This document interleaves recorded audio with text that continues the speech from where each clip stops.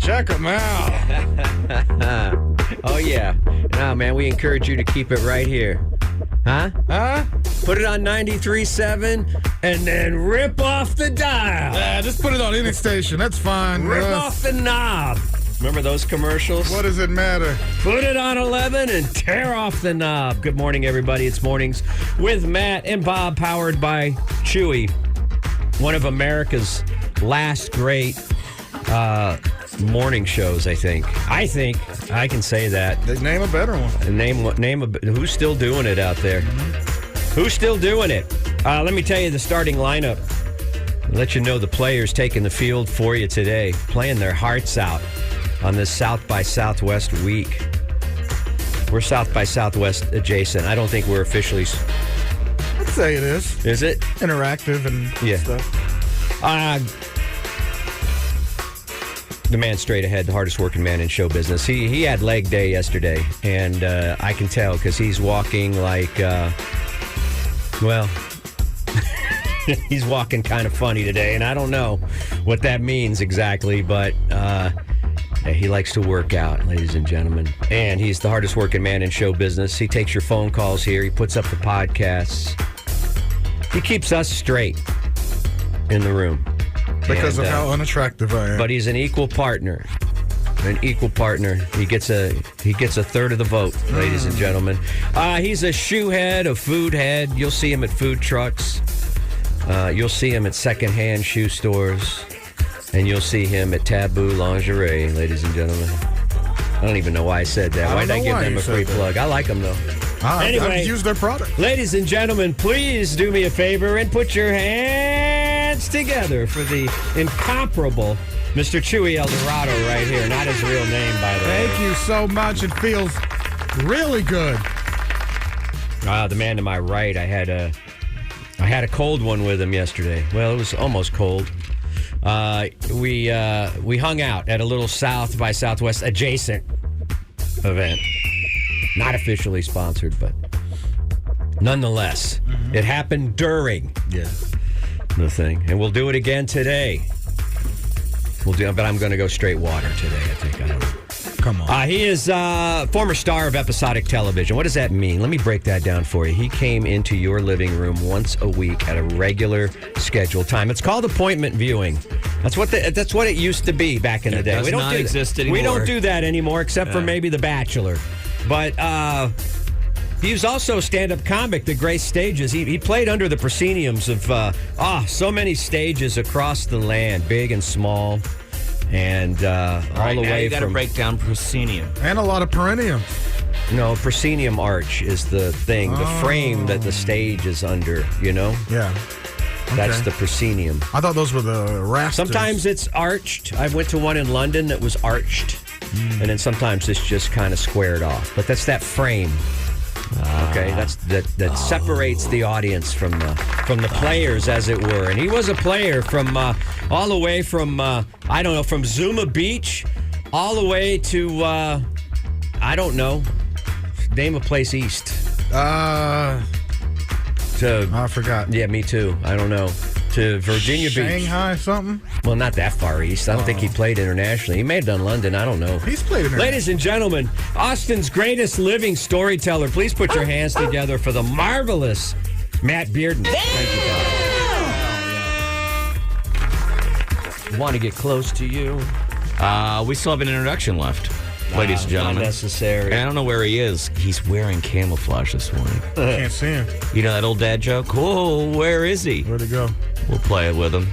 He's been walking around lately with his CEO pocket knife. He's joined the world of the EDC, ladies and gentlemen. Look how excited he got. He just had his number called. His number is EDC Bob, ladies and gentlemen. I blame your friend Taylor for that. Yeah, well, go ahead. Blame him away. He'll take the credit.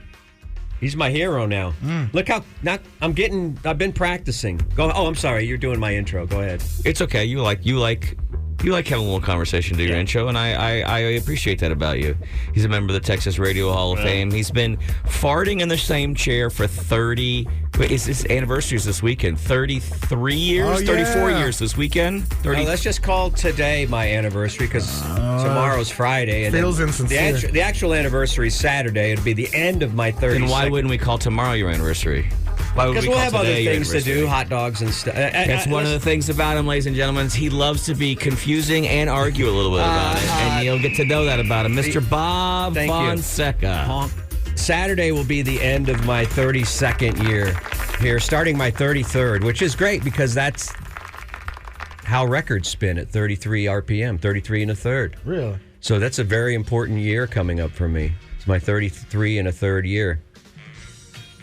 And, I think we should celebrate somehow by going they're never going to to celebrate Vegas me here. next weekend. All right, now let's get into that for a second, okay? That's it, just for a So second? I was at lunch with Chuy. Chuy and I went to get a quick taco. What did you get anyway, by the way? We went to Amaya's yesterday after the show because we had to kill some time before we went to our SXSW adjacent event yesterday. We did a little day partying with some listeners. Fun. Yeah, it was a good time. And Can't believe we all showed up. I was asking Chuy some questions because I'm going to go to a concert next week.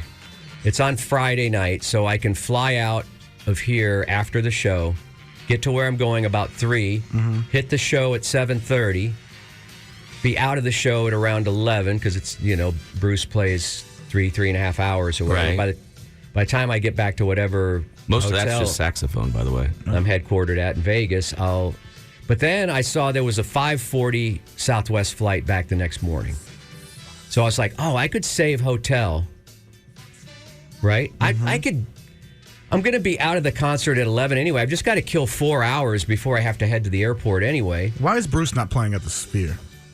Well, because you have to get graphics and all that stuff lined up. I'm sure it takes months. He doesn't need graphics. He's not a wuss.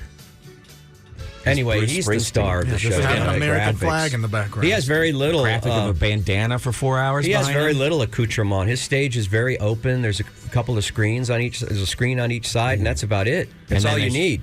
A couple of walkers and lazy boys scattered No, around. in Chuy, case you don't people get worn understand. out. He can make a 17,000 seat arena feel like a club. I don't know how he does it. That's what the By magic. only selling 100 tickets. That's the magic of the man,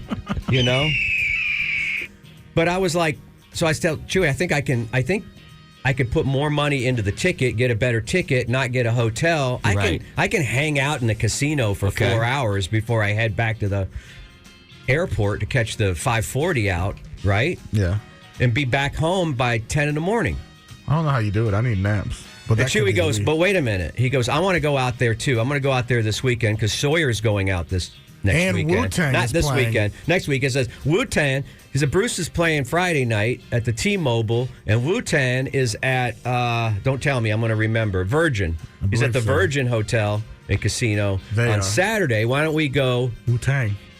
No, Why don't you get a- Wu-Tang. Wu-Tang! Why don't you get a hotel room for that night? Let me crash there, and then we go to Wu-Tang. Is it Wu-Tang or Wu-Tang? It's It's Wu-Tang. Don't let him fool you and make you seem simple and silly. I've It's met Wu-Tang. Rizzo. You gonna let him guess you I've up met like that? Russo. Right. Russo. And the Scissor. And he says, then we'll And go to Redson. We'll go to Wu-Tang on Saturday night, and then you can go. Then you can do whatever the hell you want. And I'm like, I don't know if Wu-Tang is my brand. You would like Wu-Tang. I will say this: they're nothing to f with. He's now scared what the crowd will look like. But now I my think. quick $500 turn and burn trip could on get- points to see a Springsteen show, tour resume. Yeah. Now that's turning into a thing with rooms, and now I've got to. But now that you're not buying a Cybertruck, Then think he about how go- much extra money you have. Then he got an goes. extra 100. Then he goes. We'll eat at Nubo. We'll eat at Nobu. Nobu. Yeah, he's not gonna. If he goes, he's gonna want to spend all the money. So now a quick, virtually free trip with points and not having a hotel room and just. Virtually free for you is a wild number. For me, that's like $4, $3. Well, you know what I mean. I'm flying out on points. I got to pay for the flight back. I won't have a hotel. And I found us flights that were like $110. Yeah, but you have round to trip. stay 3 days. Okay. So now you've got to eat. I'll You've pay gotta for Sunday and Monday night hotel. I can't take any time off of work. This the whole thing was this is why I'm going to Vegas, not because I want to go back, because it's one of his few Friday night shows. So I can literally do the show tomorrow and then, on next Friday, and then fly out and then come back and be back at my house in time to do yard work. Well, that sounds fun. Yeah, I know. Or whatever, honeydew is up on the refrigerator. But now you're trying to turn it into a thing, and you hate relaxing. He does. I don't hate. He's so afraid of enjoying his life. He's so afraid of I work really hard, so I cannot enjoy my life. You hate having time. You hate sleeping. Well, I need to know today. We've seen pictures of you in Vegas. You dance with street musicians. And you're a different human being there. I need to know today if. Well, here's my issue. We just had Sawyer. We're not going to see Sawyer up there because he's up there on bachelor party action. We'll run into him. And he's going to be downtown at the Circa, which is kind of cool. He's staying downtown? He'll probably be in that dude pool. They have this big dude. They have a sports bar that's a ginormous multi-pool. Yeah, that's cool. It's cool. Outdoor area. It's called. What's it called? I don't know. The pool bet or something. It's got a name. You can watch all the sports, and it's just like a sports bar. The betting pools. You look at the poster, and it's nothing but shoulder-to-shoulder bro dudes standing in waist-deep water doing God knows what. They're urinating on each other. Watching multiple 10 beers, nobody's moved. It's like the sphere. Sounds like a great idea for a bar. It's like the sphere of sports betting. Yeah. And I don't want to be in that water. I do not want to be in that water. I don't want to be with all the IPAs or just the P. Yeah. But that's the hotel he's going to be staying my at. issue is we had an entire conversation yesterday about retirement and saving money. Yeah, we had that too. Now there's an opportunity to have fun and stories. My wife's fine with it. She said, if you want to hang out with Chuy for a few days and over there, but I don't want to take time off. We can't. We got to. You're going to take.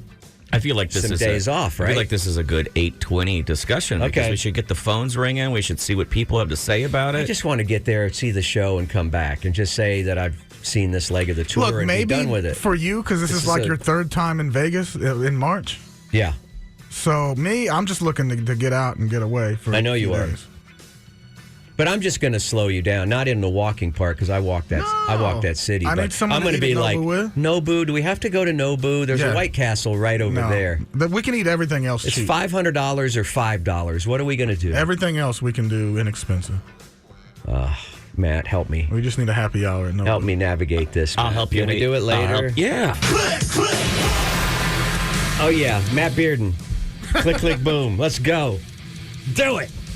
I'm not trying to be bossy. I'm just like, I could hear literally that was 2.5 minutes of great show content. That Tension was building. That you're blowing out underneath the doobies. Sorry, doobies. Sorry. And you're going to It's not accidentally... very unprofessional. You're going to accidentally resolve this thing, and then Radio Gold won't happen. Okay. But Chuy's done the amazing work of putting you in a position that makes you tense internally. Yes. You're not even arguing you're not even arguing with anyone externally, and it's perfect. I had a plan of military precision. He could be choosing Pepsi or Coke and start sweating. I know. It's just stress. He wants it. Shut up.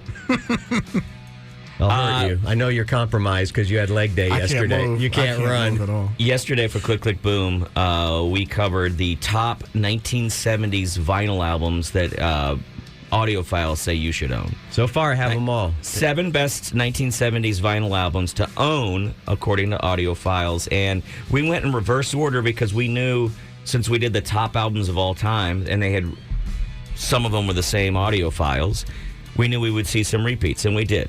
At number 1 was Dark Side of the Moon by Pink Floyd. Number 2 was Rumors by Fleetwood Mac. And at number 3, What's Going On by Marvin Gaye. Got them all. And that means we have to pick up where we left off yesterday, and that would be at number 4. Okay. We're going in reverse order.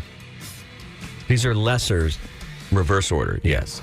So let's get into number 4. And give me the clues, because I think I've guessed every one so You far, have and so I've far. owned audiophile special editions of every one that you've mentioned so far. No OGs. Well, I have do to some go, OGs. yeah, I have to go through. So you have to edit these on the fly because I have to leave out things that would make it too easy for you. But this album is said to cover a variety of themes. Iconic album is a must-have for any music enthusiast. Now, that doesn't help you at all. No, that could be a lot of different things. But what if I told you that it barely made the 70s and it came out in 1979? A lot of records came out in 1979, but I'm not there yet. The title track had an urgent call to action. And this album's haunting ballad is a timeless classic that is enhanced on vinyl. This is all esoterical stuff here, right? You're not giving me, like, tell me something about the cover or something. Was a true... Well, I'll tell you this. I know that you could draw the cover in your sleep. Oh. It's that iconic. Wow. This band took a depart. If I give you that, you're going to get it right away. Oh, it serves as a snapshot of the political and social climate of the time in 1979. God, blah, blah, blah. Was it Crosby, Stills, and Nash or something? Well, remember, the political climate was different in the U.S. than it was other places. Oh, boy. Public Enemy. Are you ready? He's going to get it with this one. This album is truly a departure from their previous punk rock style and instead opts to explore other genres like raga. Oh. No, they went from punk to raga.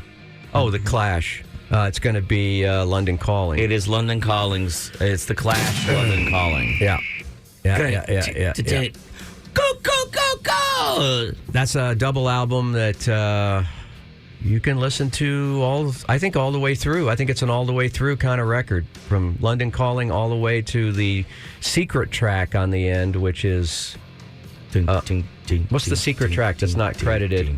It's not Lost in the Supermarket. It's the other one. The other big hit. It was not Train in Vain. Train in Vain. It is that's the secret? Yeah.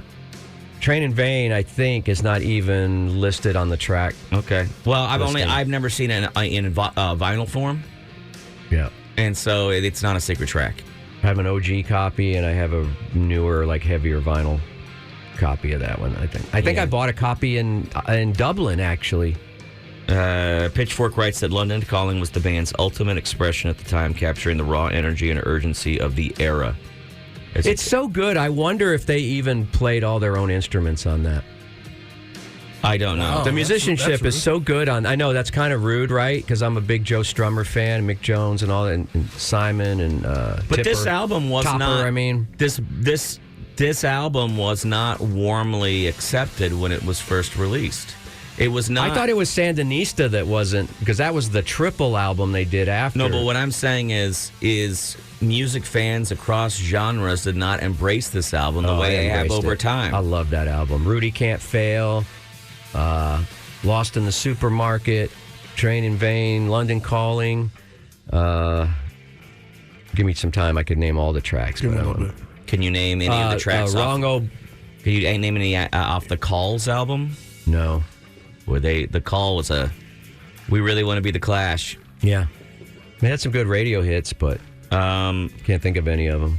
I like London Calling. And here's the little thing you don't know. I'll give you a little thing. Tell them. One of the jacket photos. Jacket? Yeah, the cover. Oh. We call them jacket. You got to know the lingo in the analog world. One of the black and white photos included on the cover is taken at the Armadillo World headquarters in Austin. I know that for a fact. Yeah. Because they shot a video here. They shot the video for Combat Rock for Should I Stay or Should I Go? Whatever. No, Rock the Casbah. That was a different album. Rock the Casbah was on Combat Rock. Apologies. Please be angry. I'm not. And they actually show an F-4 from Bergstrom Air Force Base flying. That's the beginning of that. They don't show that plane that's just on the side of Mopac? No, that's not the one at Camp Mabry. That one didn't make it? They shot that video when Bergstrom was still an active Air Force base. So that's a RF-4 reconnaissance Well, it's a pretty good album, and what's funny about it is that I think it's become more widely accepted and appreciated as it's aged, which you can't say about all albums. No. I think it stands the test of time. I think it grew in reverse order. I think there were people who loved it, but I don't think it was not a huge, widely accepted hit. You know what I mean? Yeah. What was the cover based? What was the cover of London Calling? What was that a tribute to? That's a tribute to Elvis. Elvis's first record. Yeah, Elvis had a record that looked almost exactly like this, except he was performing on stage, and on this one, Strummer's destroying an instrument. Just destroying a guitar, yeah. Yeah. That may be the bass player, though. That may be Simon doing that. I'm not sure. I have to go look at the photo. Hang on, let me zoom in and see. I think it's a bass because the neck is pretty long. Your neck's pretty long. I got him. I love that album. 1, 2, 3. You might be right. There may only be 4 tuning heads on that. Yeah. All right. Well, there you go. The only band that matters, The Clash. So far, man, I'm 4 for 4. That's pretty good. Huh? You impressed, Chuy? Yeah. We better. Can we do one more, or do you got to float? Can I float QC Kinetics? You can, and then we can do one more. And you load up another one for me because I'm feeling pretty good. Well, I almost feel like I need to be speeding these up, like we're taking too much time with them. Well, we're learning something, though, aren't we? That was pretty good. Sometimes I feel like I hit it. I feel like you hit it there. We're going to get into this next one at number 5, okay? Yeah. And this one, it came out in 1971. It's also iconic. We've discussed this album so many times over the years on this show for different reasons. Album cover, the way it was mastered, the way it was been highlighted and featured in film. And it was released in 1971, and there are... Can I take a guess now? If you want to, but I'm not going to give you an answer. You can guess, though, right now. Take a guess. I think 72 is the year of Electric Warrior. T-Rex. Okay.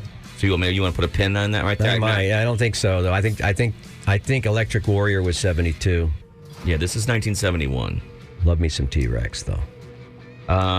We should play more of it here. They say this is one of the most unforgettable, one of the greatest albums ever recorded. Unforgettable riffs, intricate solos, powerful vocals. It stands the test of time. Innovative sound, masterful musicianship. It's inspired countless artists and continues to influence the rock genre to this day. That's all pretty basic stuff. Yes. Another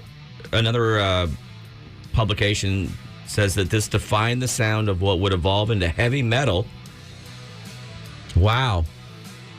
And overall, the album's lasting impact and enduring popularity serve as a testament to the band's unparalleled talent and creativity in the realm of rock music. Wow. Is it? I'm going to give you some hints. It's not. Is it blues based then? Or not? Yeah. So it would be Zeppelin? Yeah. So it would be, I feel like, though... I'm going to give you a hint. Wait a minute. Led Zeppelin came out in the late 60s, the first album. Okay. You said 71. That's the album we're talking about right now. It's Holy 1971. cow. I don't think they're going to go Led Zeppelin 3, but Led Zeppelin 4 I thought came out like in 73. I'm going to go Led Zeppelin 2. I'm going to go with the Whole Lotta Love album. You think the Communication Breakdown? You think that's the album that all of these people that are in their 20s and 30s, these autophiles, are going to say this is the greatest Led Zeppelin album? Is Led Zeppelin 2? Because I do believe Led Zeppelin 1 was 69. Right? 69, I think. Which is that means think about it. You're an audiophile. You're being interviewed for your opinion. I don't consider Led Zeppelin an audiophile band by any stretch. Just because they didn't have to be. You're right. They're not an audiophile band. So which of their albums... can I give you one more hint? Is it Led Zeppelin 4 then? I'm going to give you Stairway to Heaven? I'm going to give you one more hint. It's 2 or 4. Help them out. But I feel like 1 and 2 came out in the same year, pretty much. They followed pretty quick with Led Zeppelin 2. I'm going to give you a hint, okay? Okay. Now, the lady will have the linguine and white clam sauce, a Coke, no ice. Okay? Oh, come on. And then 5, now this one's the most important, Rat. Physical Graffiti? When it comes down to making out, whenever possible, put on side 1 of Led Zeppelin 4.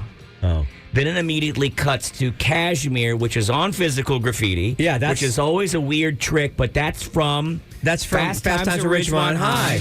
But they're talking about I've always wondered that. They're talking about Led Zeppelin 4, but the soundtrack goes to Physical Graffiti. Correct. Which has always been confusing to anyone who watches the movie. Totally different vibe, those albums. But so you're saying Led Zeppelin 4. They are saying Led Zeppelin 4, which the name of that album is what? Zoso.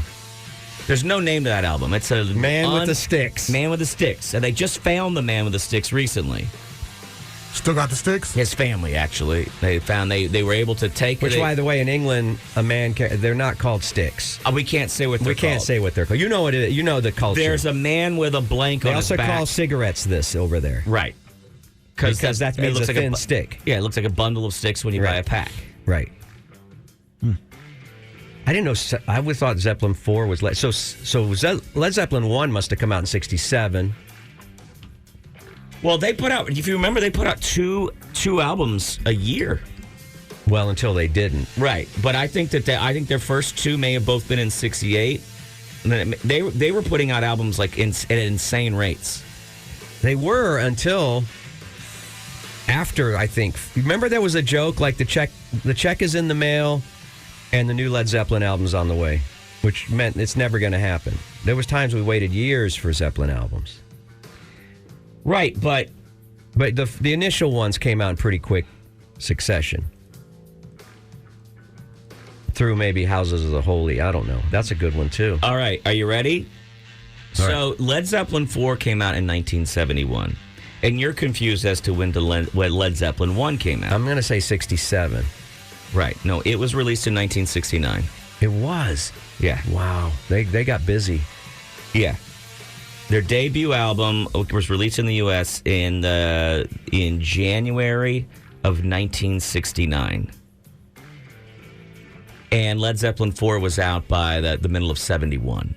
That's how quickly they were releasing albums. They were crazy. When these young bands now are like, well, I need to retreat to the woods of Michigan in order to write my next album, and it'll be out in 4 or 5 years. By the way, Led Zeppelin didn't have a sophomore album. They had a sophomore album, but it didn't have the sophomore album stigma. Right.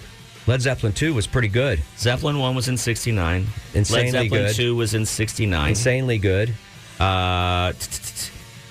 In 70, they released Led Zeppelin 3, which had favorite Immigrant Song. My favorite of the Led Zeppelin records. And fourth album was in 71. Wow. Then Houses of the Holy comes out in 73, which might have been, I don't know why, and then Physical Graffiti's in 75. I have a hard time getting through that album. Why? It's a lot of material. Yeah. It's an awful lot of material. It's too much Zeppelin. Wow. I almost kind of wish they had broken. And then you lost me at Presence and In Through the Outdoor. I hardly ever listen to those records. I'll listen to the first 4. Well, think about In Through the Outdoor and where it was, and then think about the Clash's London Calling. Came out almost the same month. Yeah, so times were changing in rock and roll. Well, and an issue we were having really with Zeppelin, if you think about it, is it happens with a lot of bands. They come out, they have a sound, and people love it. And then they decide, we need to change. Let's switch it up. Let's switch it up. Let's change who we are. We need to push all the boundaries of rock and roll. And they're not guaranteed to go in the right direction. Mm-hmm. But look at Led Zeppelin. Led Zeppelin woke up one day, read the Melody Maker, and went, oh, hell, punk is happening. We're not punk. That's true. We're blues-based. We're not a hair band.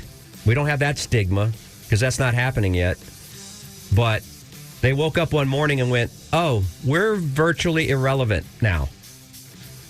It happens. How do you think Lita Ford felt when she woke up one day and Nirvana had happened? I know. It happens in music. But I think Led Zeppelin held up over the years. I always bring up I'd say they were irrelevant. I'm just saying that their sound seemed like it was a little stodgy at some point because new wave was happening, punk was happening, post-punk, whatever it's called. I don't know. That's why I always go back to Led Zeppelin 3, man. Are you okay? Did you just bring a leak? No, that's it's the Immigrant Song. there you go, ladies and Land of the gentlemen. ice and snow. How many more do we have tomorrow to wrap up the week? Well, I'll give you 2 more tomorrow. Is that okay? All right. I'm batting 1,000, man. Take that, Andy Langer. Take that. Wow, you got him good, didn't you? All right, I guess Lou Graham will have to take up golf or something. I report the news. That's what I do. It's Bob Fonseca's Rock and Roll News. How you doing out there? How you doing? What's going on? What's going on? How you doing, my pretty things, my babies out there, you electric warriors out there, and all the South by Southwesters, if you just happen to be tuning through the dial there in your rental car, your Chevrolet Celebrity or whatever you rented, I don't know.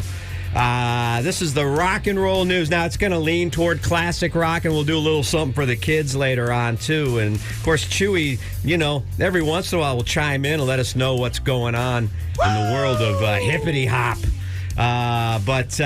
Yeah, Rock and Roll News headlines, so you don't look like a doofus when you go into the office today or when you go to your conference or whatever you're doing. I don't know what you're doing South by Southwest during the day. I guess you're doing a lot of day drinking. We were day drinking. Yeah. We were South by Southwest adjacent. I saw you drinking during the day, which is day drinking. I briefly saw Chuy, and then when I went back to talk to him... Oh, he gave us the old Irish goodbye. I was at the barbecue table. There was a band. There was a band playing, so I couldn't hear anybody talking. So as soon as the band was done, I went over to catch up with Chuy, see how he was, and he was like so many women in the night, he was gone. Yeah.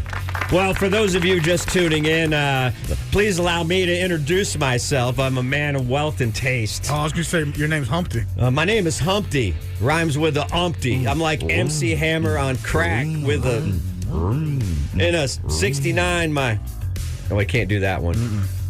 I'll drink all the Hennessy I got on your shelf. That's some Hennessy at home. That's a lot of Hennessy. You got some Hennessy? I do. What are you holding back? Why are you bogarting that? Yeah, you always got some. All right, I'm Bob. I'm Rock's last great reporter, as you know. So this is topping the headline. Now, there's a big push, as we know. We've talked about it last couple weeks. I've never seen such campaigning in the Rock and Roll Hall of Fame universe as I'm seeing now with Foreigner. Everybody from, Sting to Paul McCartney to everybody singing the praises of Foreigner. Where were they years ago when they were barely recognizable, when they were in the Where Are They Now file, playing small venues? Now they seem to be back. Seem to be picking up more interest. Guess who's back? Former Foreigner singer Lou Graham, and he's the guy. He's the voice behind some of their just absolute classics. He says he's retiring from performing. He said in a new interview, "This is my last year. Yeah, I've been doing it, for almost 50 years." He added, "I would like to turn my attention to my family and my muscle cars," not necessarily in that order. No, he didn't say that part. But I'm thinking he's going to concentrate more on his muscle cars. Good, you got it. Than his family. He loves the American muscle cars, the Stangs and the, you got to stuff retire like from that, the GTs. And anyway, he says, "And just enjoy myself knowing when I lay down at night, it'll be in my own bed with my own wife and not a groupie." I'm ad-libbing a little bit in there to make it interesting. Do you think at his age, he wants to lay down with a groupie? Don't you think he just wants to lay down? Don't you think he just wants to get in bed? It doesn't say feel the soft cotton on his body while he watches a Murder, She Wrote? It doesn't say how old he is. I'm assuming he's probably around 72 maybe or something like that. He's been touring for 50 years. He's probably touring since he was 20, probably 70, early 70s. There you go. Do you think Foreigner will be inducted into the Rock and Roll Hall of Fame this year? How could they not, with all of the sentiment out there, all of the excitement? I don't know, but I do enjoy the band. how much hype has been put into them getting in. That if they don't get in, right, it's going to be fun for those that enjoy Schadenfreude.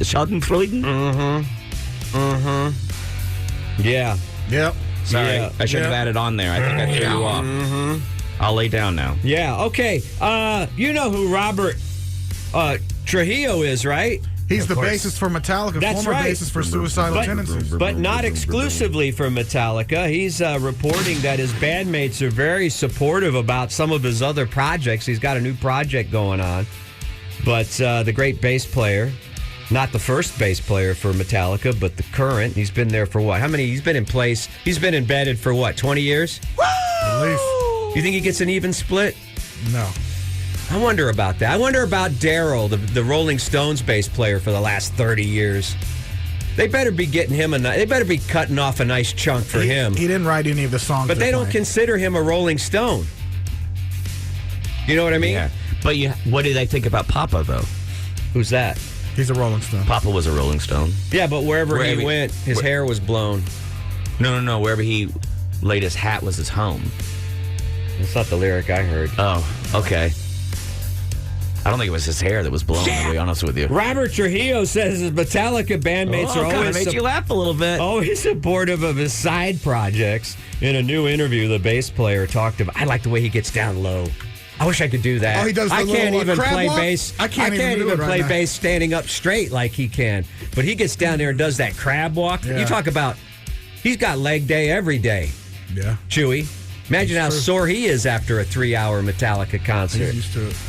In a new interview, the bass player talked about his band Infectious Grooves. That's his new project and their upcoming tour. He said as soon as the idea came up, he let Metallica know. So he had to go to the boss.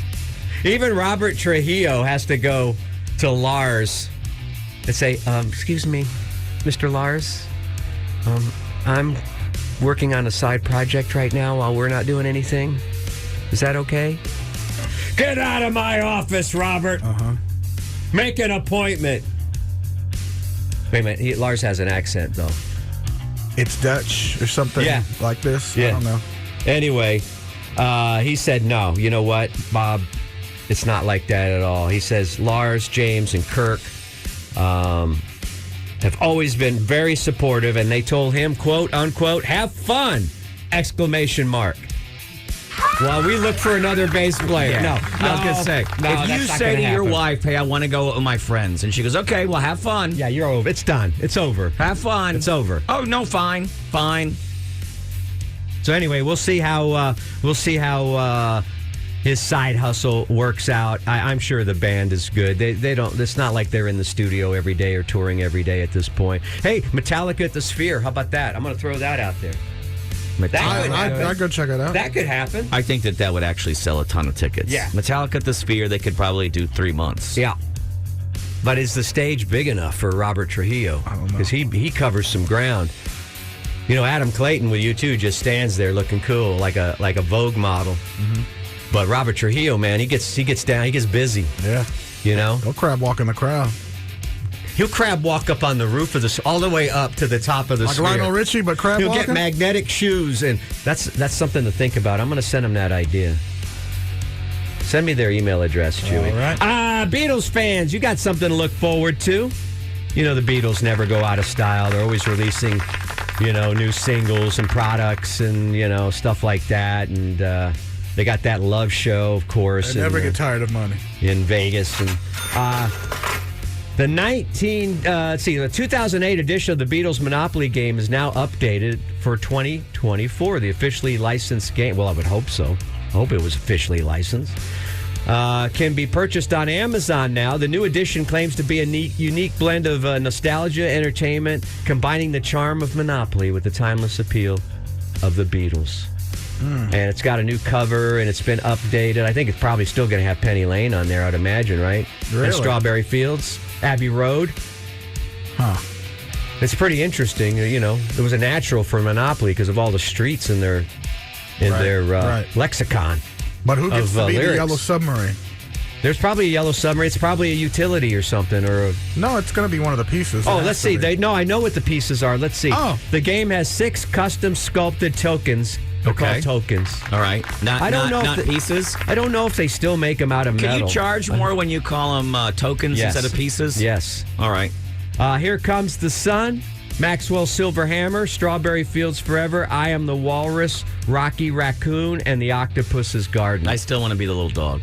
I do too. You know what I mean? I was always the top hat, actually. Ugh, that was the worst of them all. Why? It's the race easy to car, grip. the shoe. The race car was hard to grip. I'm the race car.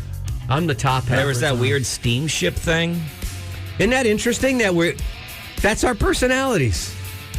What? Well, I'm the race car? what are the odds that all three of us would have different favorite tokens? What are you again? Top hat. Always like the top hat. You like the race car. Matt like the little dog. I think sometimes that was the shoe, though. Who gets the thimble? Oof. Who gets stuck with the thimble? Oh, my God.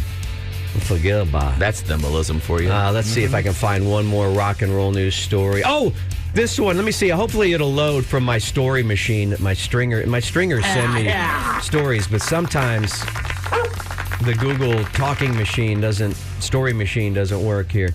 Of course, we all know about the sad end of Michael Hutchence, the lead singer, a great front man for the band INXS, which was defined the 80s, I think, partly anyway.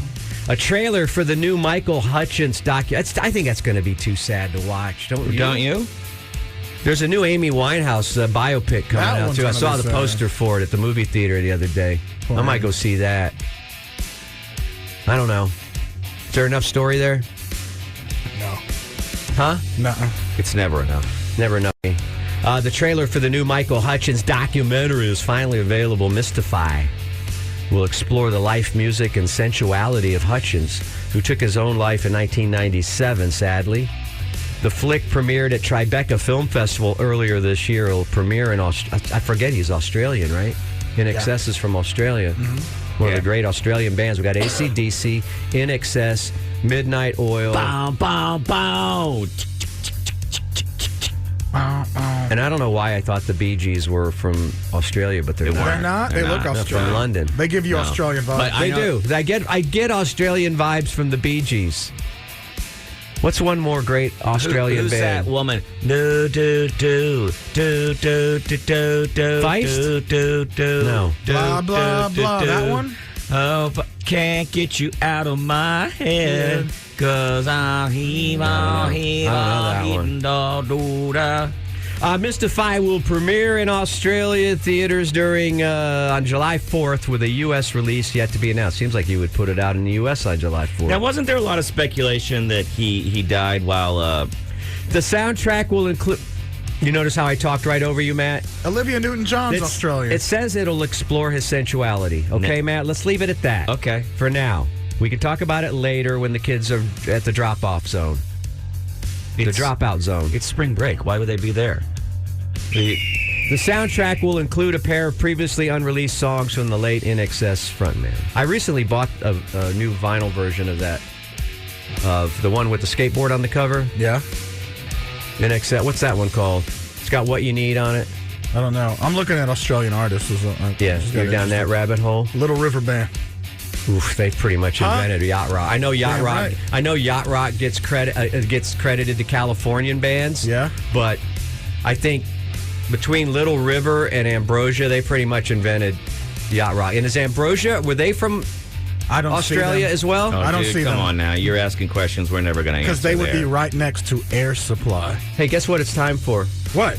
It's time for rock and roll news. Oh my goodness! Here he goes, nuts. And I know the kids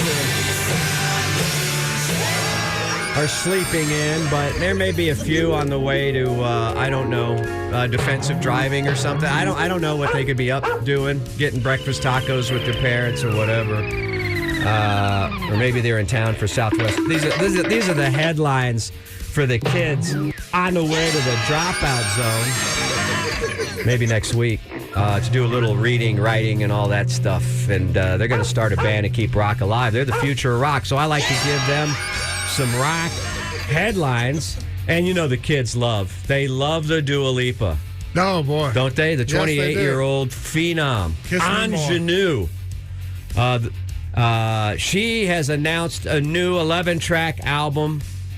Yesterday, she announced it on Instagram, the 11-track project, her first proper LP since 2020's Future Nostalgia. Now, I would think Dua Lipa, I thought maybe... Some of these artists, I feel like they put out albums every 6 months, but it's not true, is it? No, 2 years. Well, it's like 4 years for her. Lucky for her fans. Yeah. Unlike that Tay-Tay, who just here's some more junk. Here's Taylor versions of that last and then there's version. my version, and here's 8 new covers, and here's 8 new vinyl variations. Please buy them all, even though you don't have a record player. And they're all still basically the same. Send your parents to the poor farm, but that's all right as long as I'm rich. Yes, fairly rated. The worm's going to turn on that one pretty quick. You think so? I think so. Travis Kelce? I think the fall is going to be monumental. I think she'll be all right. I think she's going to land on her feet. You maybe. Anyway, we're not talking about her today for once, thankfully. We're talking about Dua Lipa. Her new album, Radical Optimism, will be out in the near future. The cover is purported to show her floating in the ocean on the water with a shark fin approaching her. Ooh, that's kind of ominous, isn't it? It is ominous. It's almost like do you think... Oh, never mind. I can't remember his name. They say the photograph, as ominous as it sounds, is peaceful. Backdrop by the calming colors of the hazy sunset or sunrise, depending on your optimism. You are. Yeah. Are you a oceans half full or an oceans half empty kind of person? Well, because of global warming, they're extra full. Huh?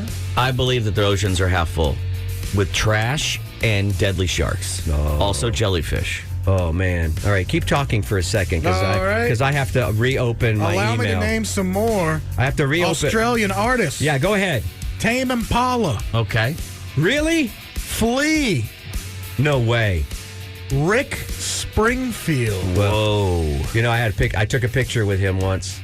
Really? Yeah, I met him. He came down to my office one day at the Irwin Center. So sad. I drove by the Irwin Center again yesterday. It's gone. And they're ripping the skin off of it. It's gone. They circumcised it. And I go, that used to be my office for half a decade, the Irwin Center. And Rick Springfield came down to the basement to say hi to us, Mary Ellen and myself. Hey, I'm Rick Springfield. And he said, yeah. And he was already dressed up. It was like 10 in the morning. He already looked like he was going on stage. And we took pictures, and he was a super nice guy.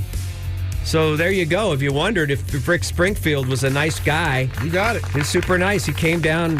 He was the only, in the 5 years I worked there as a publicist, I think I was the only artist that ever came down into our office to say hi. Wow. That was pretty cool. That's pretty cool. That is. And it's cool that I could share that story with you. All right. It's time for the rock. Can we get a picture of the Irwin Center the way it looks right now? I took some yesterday driving by. Can I have one? I just want to zoom in on it and make a little post that says who farted. I like it. Yeah, it does look like it exploded. You can see all the air conditioning ducts and everything. Anyway, it's time for the rock and roll news salute. I have to go to the mailbag for this one. This is a great letter. I think this is going to be great for you guys. I think you're going to enjoy it. I'm prepared. You can reach out to me. I'm not so big yet. He's reachable. As to not respond to you or read your letters at bobsrocknews@gmail.com. He's approaching. That is an email address that I've spent my own money on to get. It's not my official station email, which I can't even get in. I can't even break into my. I tried to break into my station email again last week. It's like not going to happen. Okay, I believe you. Not going to happen. Not going to do it. Not going to die. All right, this comes from Christina Reich. Okay. Or Reich, or Reich. I think it's Reich. R-E-I-C-H. She's a big fan. Good morning, Cool Bob and the boys. Wow. Which I think should be the name of the show. I don't know about you guys, but I'm going to head upstairs and talk to the big man up there in the golden office and say, hey, Jesus lives upstairs? Is there any way we can rebrand this show Cool Bob and the Boys? We sound like Bob and the Boys. Traveling strippers. Good morning, Cool Bob and the boys. My name is Christina, and I've been listening to y'all for years. And she capped years and put a exclamation mark. The highlight of my morning was tuning in on the way to work. I'm an Austin native, but recently my husband took a job in Chicago. Damn. I get it. It's enticing. Winters are going to be rough, girl. So we said adios to Texas and hello, Chicago. And we admire on the show. I want you to know that Cool Bob and the boys admire that pioneer spirit. Yeah, we do.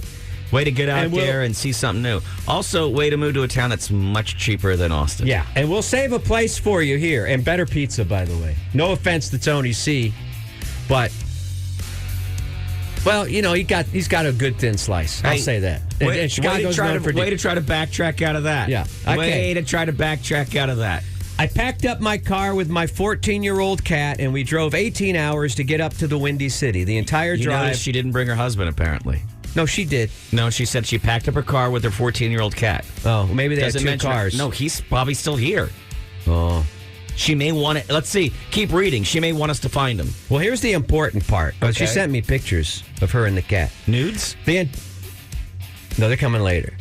The entire drive... The only thing I listened to was Mornings with Matt and Bob. 18 hours of nonstop rock news, nod to the odd, and Toxic Tuesday. What a brutal trip. Right. Now that we're up here, I'm listening to the podcast every day, Chuy. It's your responsibility. I'll make sure it's up. And you and Alex, while I unpack. It's like hanging out with friends while I set up our new Midwest life. Thanks for always putting on awesome shows. Love y'all. Love the podcast. XOXOXO Christina. I included 2 pictures of my cat outside the Czech stop in West Texas for you and for Kathy to enjoy. Oh. So thank you, Christina. What a tribute. What a great idea to rename the show. I love getting letters from people who say we are no longer in your listening area and can't count toward the ratings. Well, am I hearing only the negative? But it's still inspirational. It is. To keep us going. It puts more fuel in the tank. Sing us out, Chuy. All right. Wow. I thought I went to. This is a good time to end. I didn't think we were going to go to 40, but we did. Lou Graham's retiring. Rick Springfield, hope you're doing all right out there. You know, he used to sandpaper his jeans right there in his crotch. Gross. Just to accent it a little more. Make it seem like something good was going on. I'll try to post that photo up of me and Rick Springfield back in 1970 and 8, I think it was.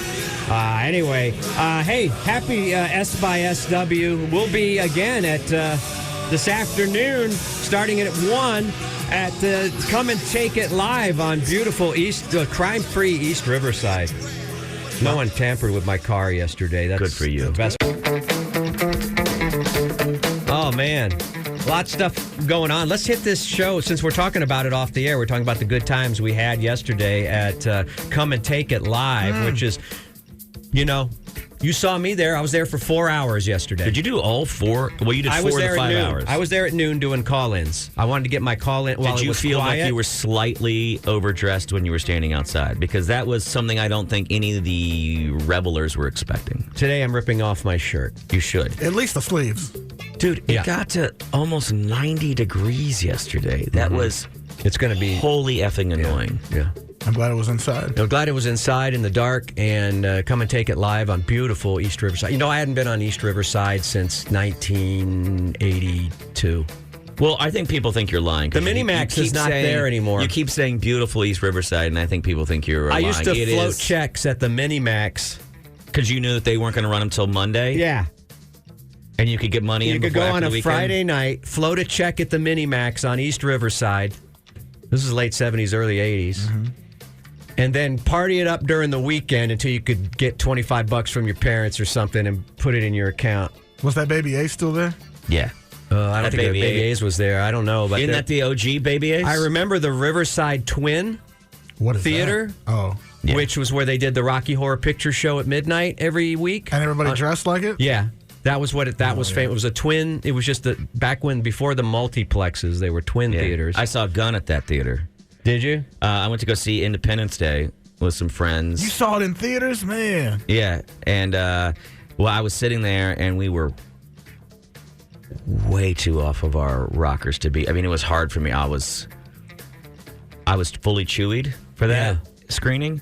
And then I remember this woman walked in, pregnant woman, walked in and walked all the way down to the front and then started yelling at a guy in the front row because he was there with his side piece or his first piece or whatever, and this pregnant girl was unhappy about it, and she started yelling at him about it. That's a good problem to have. Yeah, but I was fully chewied, so I was like, I remember thinking, is this part of the movie? I was so confused as to what was happening. And then people started yelling at her to get out of the theater and yelling at the dude. And then they started kind of walking up the aisle, and the other girl was standing up and screaming. And I was like, this is awesome. You would have loved it. That's 2 shows. But then somebody yelled at... Double feature. Somebody yelled to the guy. He needed to control the situation, but they yelled it in kind of a disparaging way about the guy. And then he got mad, and then he pulled out a gun and pointed it across the crowd. And that's the Riverside of old. Yeah. And then not now. I remember everyone like kind of hitting the deck, but I was so chewy that I didn't hit the deck because I still didn't know what was going on. I just sat there. Goofy little head sticking up there. Riverside had the back room, right? Anyway, in the day. Shout out to the Riverside Twin Theater where all the action happened. We'll Surely be there. Gun policies changed. I think some of us or all of us will be there again today. The music starts at 1. It goes till 5. You can come in a little early if you want to have a cold one before the festival. I think the doors open at noon. I think it will continue to build through the week because Friday's the easiest day for people to knock off a little early and go out and party. Just lie. I will say this. I was at a couple of different station associated, not just our station, in the building, events. And I will say that of all of them, the AC at Come and Take It Live was greatly appreciated. You might want to dress in layers. No, it was so nice because before that, the 101X event I was at yesterday with CJ. And by the way, our boy CJ, what's up? He's turned into a real interviewer. He was really good yesterday with his interviews. He's always been good. I know, but he's always been, I think, because sometimes maybe insecurities or whatever, we all do it. He would be kind of goofy. Mm-hmm. Yesterday, when he got down into the roots with people, he really got these. And dude, there's nothing harder than interviewing a musician because they're always trying to be cool. Mm-hmm. He broke those guys down so quickly and got fun stuff out of it. It was really fun. It's easier when you like the people you're interviewing and you know them, you know. Yeah, I don't know why I'm a proud papa because I think he's been doing radio I think longer than me, so it's not like I'm in a position where I should be like, oh, my little kid is growing. But I was watching him yesterday, and I know we're not supposed to compliment CJ on the show. We're supposed to call him an idiot and a loser. Not really a captain either. He has no military affiliations whatsoever. Yeah, and there's no way. Did you know that? Mm-hmm. He's not retired captain. He's not a real captain. Yeah, but that carcass will float. That's what I'm going to say. He could be an anchor. Yeah, he could be an anchor. I was going to say, he can displace some water. You know what I mean? Anyway, it was fun watching him. But that was outdoors, and it was getting hot. Mm-mm. It was getting steamy hot. Mm-mm. Not good hot. That's the issues is, you know what? Friday's supposed to be sprinkling, I think, a little bit. Well, come and take it live. There ain't going to be no line. Just going to come right in, baby. Well, we got room for you. Ample free parking, which you know I enjoyed. It was funny, though, because Sawyer Stull, who's a frequent member of our show, he is the station hired him, actually, to do hype man work in between acts, right? Nice. Because you got to shut down, you got to take the drums off, you got to bring the new drums on, and it can slow the crowd down. So he comes out to say, yo, let's move up a little bit. Hey, everybody, come back from the bar. And but I noticed that he kept saying, how y'all doing tonight? And because I was just like, I wanted to remind him, hey, you're used to doing this at night. It's 2:00 in the afternoon. No one's doing anything tonight. It's in the afternoon. How y'all doing right now in this? Because when I was leaving afterwards, I was like, all right, I'm now at a full 12-hour day. I'm ready to go home. Mm-hmm. And it was odd as I hit the door and the bright, because it's the time changes happen and the bright sunshine was I was it's like that's that coming out of a strip club during the That's exactly what it felt like. Then you sneeze. That's exactly what it felt like. For no apparent reason because the sunlight makes you sneeze, and then you go, oh, this is what I remember, like when you leave the strip club at 2:00 in the afternoon after a $5 ribeye. Yeah. But I felt pretty good, and I don't know how he feels about it. Maybe if he comes in a little early, we could ask him. But I was backstage coaching him because I know he hasn't done a lot. Sawyer? Yeah, I know he's done a lot of stage work. He's a comedian, but I don't think he's worked with rock bands and bringing them on. And I was like, now, this is the part where you get a little nervous. You're backstage, wondering not only when you should go up to introduce the band because they're still like tuning or whatever, but I go, it's also a little bit of the thing of you don't really know if they even want you up there or if they're just going to launch into the song. I go, this is the moment right now that you've got to make eye contact with the front man so that he knows that you're there and what your intentions are. His intentions may just be to launch into his amazing set So I was coaching him, about the business of rock. Why not tell him a lot of things to worry about that he hadn't ever thought about before? Well, just because I've been there. I've been there, man. I've been in the wars, in the trenches, the rock wars. And I go, now this is the moment. It's a little tense right now. Is he starting the first song? Is he going to wave? Is he going to give you in rock and roll, it's usually a head nod because you're still noodling on your instrument. Noodle. And you get come on, get up here. Right. And I go, this is the tense moment right here. I go, Sawyer, can you feel your heart beating extra hard right now in anticipation? I said, I want you to remember this, Sawyer. I put my arms around. It's hard because he's so tall. Yeah. But I put one arm around his shoulder. You put an arm around his knee? I pat him on the shoulder. I go, Sawyer, I want you to remember this forever when and you're ever. up there. You're a golden god. All right? Okay, we don't need to do that with him. And everybody has paid their ticket price to see you. Just to see you introduce the band. So get up there and give them hell, buddy. Is there anything worse than seeing a band introduction by somebody who thinks that the people paid to see them? I see it all the time. Back in the old days. But the thing is that you come out and you introduce yourself. You say, we're excited to have you here. You're a great crowd. Now here's the band. That's the professional way. But when you get somebody up there and they're loving the moment and they don't seem to realize that they're the only one loving the moment. Yeah. And then they're 7 or 8 minutes into the band introduction. Well, one of the things that took that kind of out of play is about 10 years ago when bands, I think it's about 20 years now when bands decided you're going to do their introduction 5 minutes before they come back on. You know why they did that? So you're on and off, and it doesn't make any sense because you're getting the crowd revved up. But they did that because they were like, we don't want to have to stand here while somebody makes it about them. They ruined it for everyone. For everyone. Lean in now for some... Damn, boy, he's thick. Boy, that's a thick-ass boy. Thick headline. Man, oh man, so many Austin stories today, and I don't even know where to get first. I guess we did tell you about the deadly hit and run that happened downtown. Generally, as you know, we don't talk about these kind of death stories in the morning. But this one we brought up because we just said, hey, if you are going out for South by, remember that just because you have the right of way does not mean that you win. And there's bad things that can happen. You got to be careful. You got to look both ways. You got to be careful because a lot of these cars, they're not paying attention. An arrest has been made. We're a society, people. Yeah, an arrest has been made. The victim from earlier in the week has been identified. His name is Cody Shelton. And he was a cook at the Line Hotel, which is a very, very nice restaurant there. Yeah, at Arlo Gray there at the Line Hotel. Jeez. And that sucks. And I just think another reminder: if you're out there, pay attention. There's pedestrians everywhere, and if you're a pedestrian, be very careful. It gets very busy down there. Be paying attention. There's a lot of distractions happening.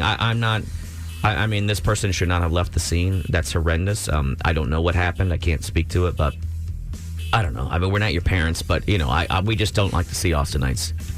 Everybody be cautious.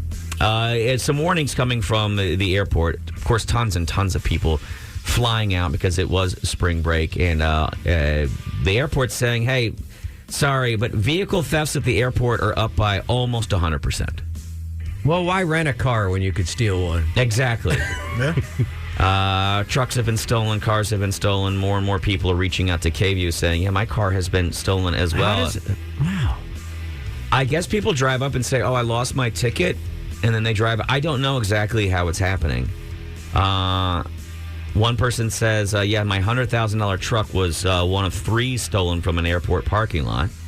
$100,000 truck. Anyway, Tesla truck? I don't know. I don't know what's $100,000. No, you can get a TRX, like a Raptor or something. Yeah, those, and the Dodge has a really high end. Damn. I do like those Raptors. Truck. So yeah, it's not hard, man, to get up there in that upper. This one woman says, I get off my plane, I go up to where my Nissan Altima was. I know it was in this spot. Damn it, I know it was in this spot, but there's another car there. Then she starts having that feeling like, oh, did I park somewhere else? KV made an inquiry. Airport leadership has worked collaboratively with APD to increase APD presence in our lots. So they said, well, we'll increase patrols. I don't know that that's going to make a difference. No. That's a lot of parking out there. Yeah. So I was telling somebody about the old Mueller Airport. I know we're talking a lot of old Austin, but remember the old Mueller Airport where you would just park in front of the control tower? Yes, of course I do. And walk into the airport. Half the time you just parked at your plane. It's like, oh, I'm on the third row. Speaking of the airport, TSA is reminding you that guns are not allowed on planes. Just yesterday alone, how many did they get? 4 loaded weapons coming through TSA just yesterday alone. They're trying to remind people, hey, guys, I don't know what you're thinking, but just a quick reminder, not allowed to bring a loaded gun onto a plane. It's a heavy fine, too. I think everybody has. I mean, there's a lot of people. It's Texas, so a lot of people have guns, and then I think maybe you just leave it in your bag. I don't know. I think it says something, though, about how you feel about your gun if you forgot it's in the bag that you packed. Well, this is like his 30th gun, so they're going to be everywhere. He's got one in every couch bag. Cushion, you're going to sit on his couch. Oh, what's this? The guy on a gun, I know exactly where it is right now. Yeah, so do I, but we're not gun freaks. Wait, why do you know where my gun is? Oh. Wait, what's going on? I don't like where this is going. Hey, the town is filled with a couple of C-bombs, and there's a See You Next Tuesday out there who took a hatchet this week. Took a hatchet to Treaty Oak. What? Poor Treaty Oak, man. It's been through the ringer. It's been through a lot. Yeah, pictures on Reddit of where someone clearly took some kind of cutting device, and it looks very clearly like a hatchet. And if you don't know the Treaty Oak, it's a shame that you don't, but the Treaty Oak is a perfect example of these giant live oaks that live in the city. Some people say that there were treaties signed under. We don't know. We know that there are treaties in Texas signed under groves of oaks. They just took it as an example of great oaks. Some idiot back in the late 80s or early 90s poisoned it because he was mad at his girlfriend or something. I mean, the guy was, I think he also had some mental illness problems. And by that, I mean, I think he was schizophrenic as well. But tried poisoning the oak. Arborists have tried to bring it back life. It certainly does not look like it used to look in its former glory, and now somebody else with mentally ill. I don't know. It just feels like such a shot at what Austin. Like there's all these other shots at Austin's history, and then someone taking a hatchet to the Treaty Oak just seems like insult to injury. Mm-hmm. I guess this is just a gossipy story. There's nothing that we can do about it. We can't go back in time and save it, but. You can just think of it as a symbolism. I guess it's just me bitching and moaning. Let's get into somebody who is part of keeping Austin weird, and that's notorious lawyer Adam Raposa. You guys are familiar with Adam Raposa? Know the name. He's a nut job lawyer. Well, that's now that I say that I don't. Okay. I think if he was in here and I said, "Hey, are you a nut job lawyer?" He would. Okay. He's been on the show before. Yeah. He's a nut job lawyer. I don't know another way to put it. Okay. He says he wants to go to prison. He was just arrested recently, and I didn't know about this. It happened actually like a month ago, but it's just coming out. He has a side business he's running called ATX Bud Tenders, where he's delivering weed to people's houses. Yeah, this is the thing I've been talking about to people. I'd like to have him in here to interview him about this thing. A search warrant was you just issued. want him to bring samples. A search warrant return and inventory report came out. SWAT raided his property, and they said they took unspecified amounts of bulk marijuana, bulk THC edibles, psilocybin mushrooms, 2 rifles, 2 cell phones, various legal documents, and undetermined amounts of U.S. currency. This doesn't sound a crazy raid to me. This just sounds like what should be in your home. Some weed, some mushrooms, and a couple guns. I don't understand that. That doesn't sound Texas, crazy. Isn't it? What's the effing problem? I really don't. Oh, so we love Texas and our freedom, except you can't be free? Like if there were costumes and maybe mannequins or something, then that'd be crazy. But some weed, some shrooms, and a gun. There was 100 pounds of cannabis. A little bit of cash. It's on my person right now. 100 pounds of cannabis was confiscated, and Raposa says it's all CBD. Hell yeah, I love it. Is that it? Did he get out? Actually, he said it's all CDB, and somebody said, you mean CBD? And he goes, whatever the F it is, it's all CDB, that legal S. That's our defense. We're sticking with it. So try to try me and see what happens. I think he understands that the way that the laws are written right now are very, very confusing. They don't make sense. I think he knows that as a lawyer that he's going to be able to win this case because of the way that he has already pleaded and the arguments that he's already made. I'm curious how this was going to pan out. I had no idea you were going to bring the story in because I've heard about this. I've thought about using it. I have the link in my phone right now. And maybe a few things in the cart that I haven't hit send on. You loaded up the cart? Yeah. If you put KLBJ in the discount code. You get a discount? The affidavit for his arrest makes a reference to his decade-old viral commercial in which Raposa's law office, in which he repeatedly rams a car with his truck while screaming, "If you are prosecuting my client, you are in my way." I wish we knew more about him than before everybody bought from this website. Now, what's going to happen to the people that... Are they going to try to track down the people that bought from there? No. In fact, even the people that were in the dispensary when he was arrested were not arrested. They're clearly going after him and trying to make an example of him. Bro. He has a website up now if you want to help him out called SavingMrChinga.com. What? Saving Mr. Chinga? It's just like Saving Private Ryan. That's what it is. Just like Saving Private Ryan. So anyway, if you're interested in this, leave us alone, pigs. Nobody's hurting anybody.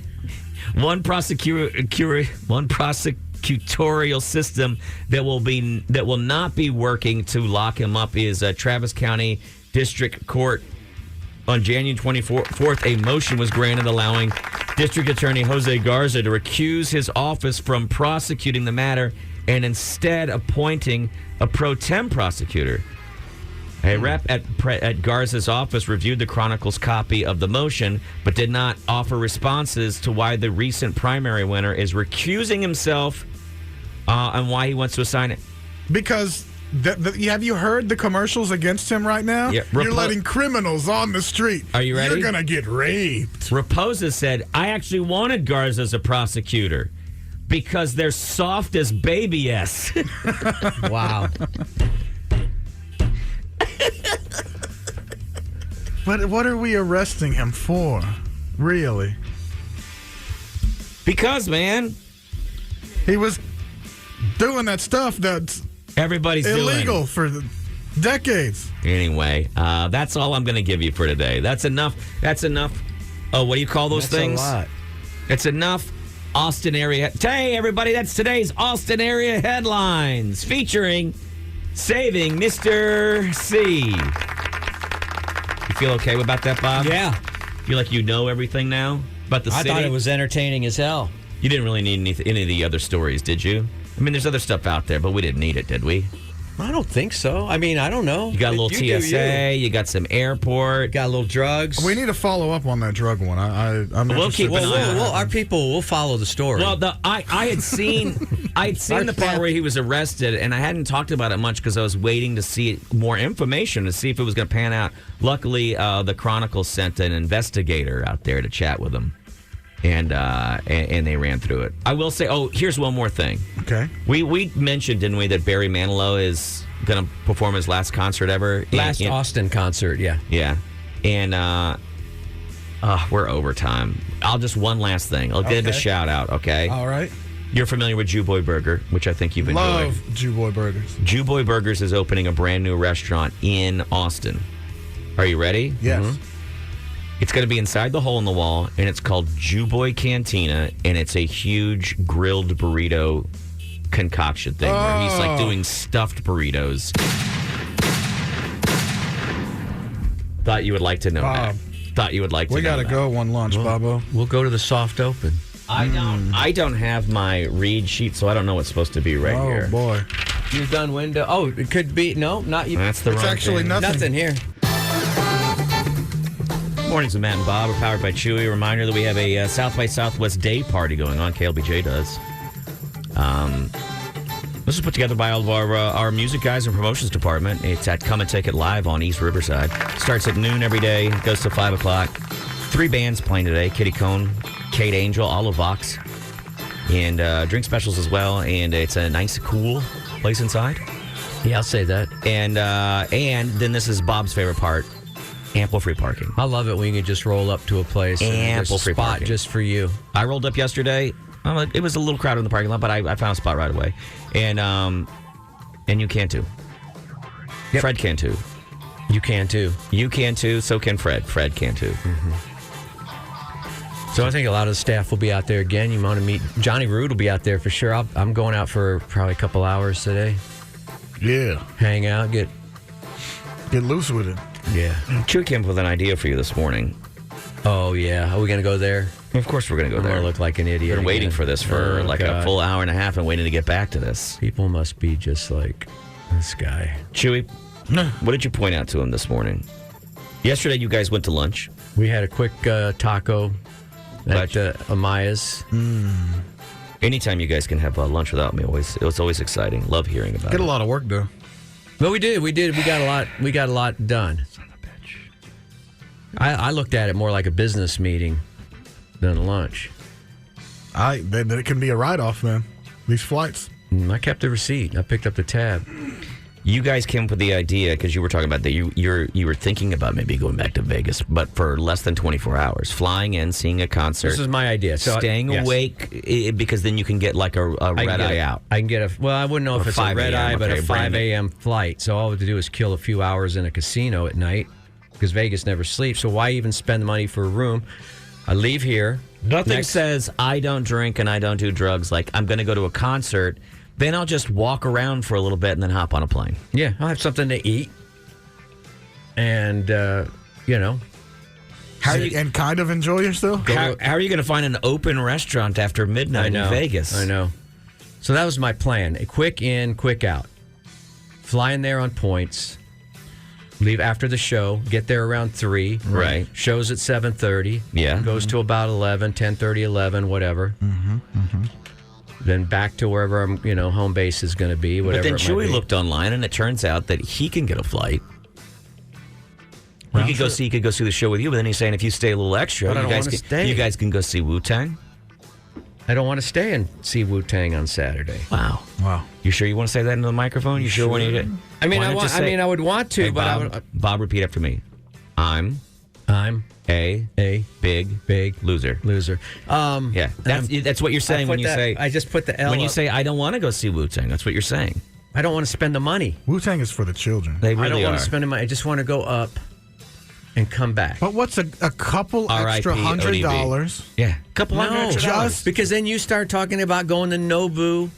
What's Nobu going to set us back? Couple extra $100. We can get out of there happy hour less than 100. You and me both. We just need a yellowtail, a couple Wagyu. And now I tacos. got to have 2 rooms. We don't drink. Now I'm going from 0 hotel to 2 nights. I'm gonna take care of Sunday and Monday night.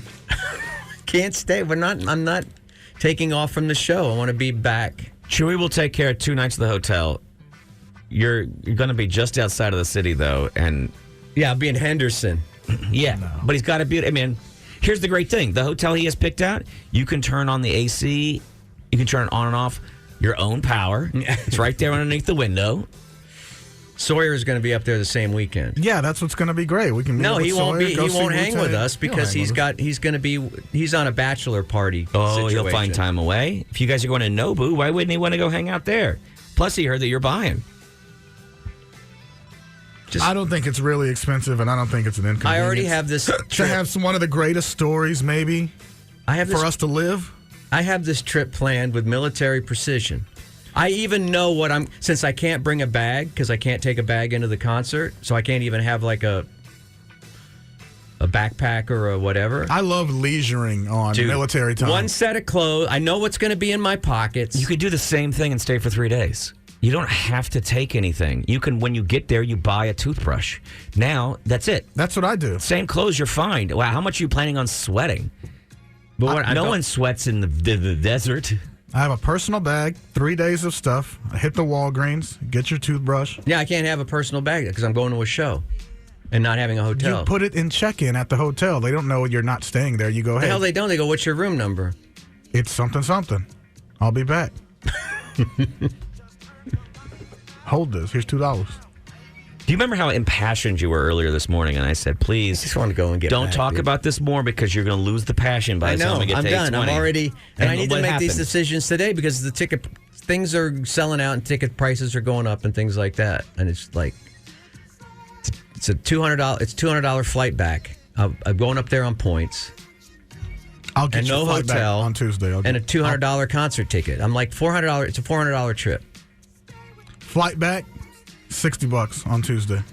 If you I'll stay book it for for you. 3 days. I'll book it for you. I So why don't not? want to stay there for 3 days. So now the $150 you were spending on that flight, You put toward a hotel. it's now. It's now an investment. I It's don't now an want to. investment. I'm doing Chuy math now. I got Sunday, Monday night, so don't even worry about that. And then I don't want to stay at the Polo Club. the $150 you can use to put it towards Saturday night hotel. You're breaking even. I'm not gonna. Am I going to enjoy a Wu-Tang show in reality? Bob, you are going to love a Wu-Tang show. What? Tell me some of their hits. Well, bring the ruckus. All right. Is that where J. Duke Cream, Smooth got of the ruckus? course. Sure. Because he says bring the ruckus a lot. Hopefully, I don't know, Raekwon or something will do some individual hits. Or Ghostface for that. They might do a little medley to R.I.P. ODB. No DB, And it's at the Virgin? Is that what Hard Rock used to be? maybe. I don't know. What happened to Hard Rock? I wouldn't even worry about it. You know what? I think a lot of our program directors are asking the same question. It's petrified. All right, you show me. You're going to have to show me your... See, this is what happened. Let me see. He's had enough time now. When we talked about it this morning, we said just hang on to the idea that you're not even using real emotion right now because you're like, well, this is already worked out.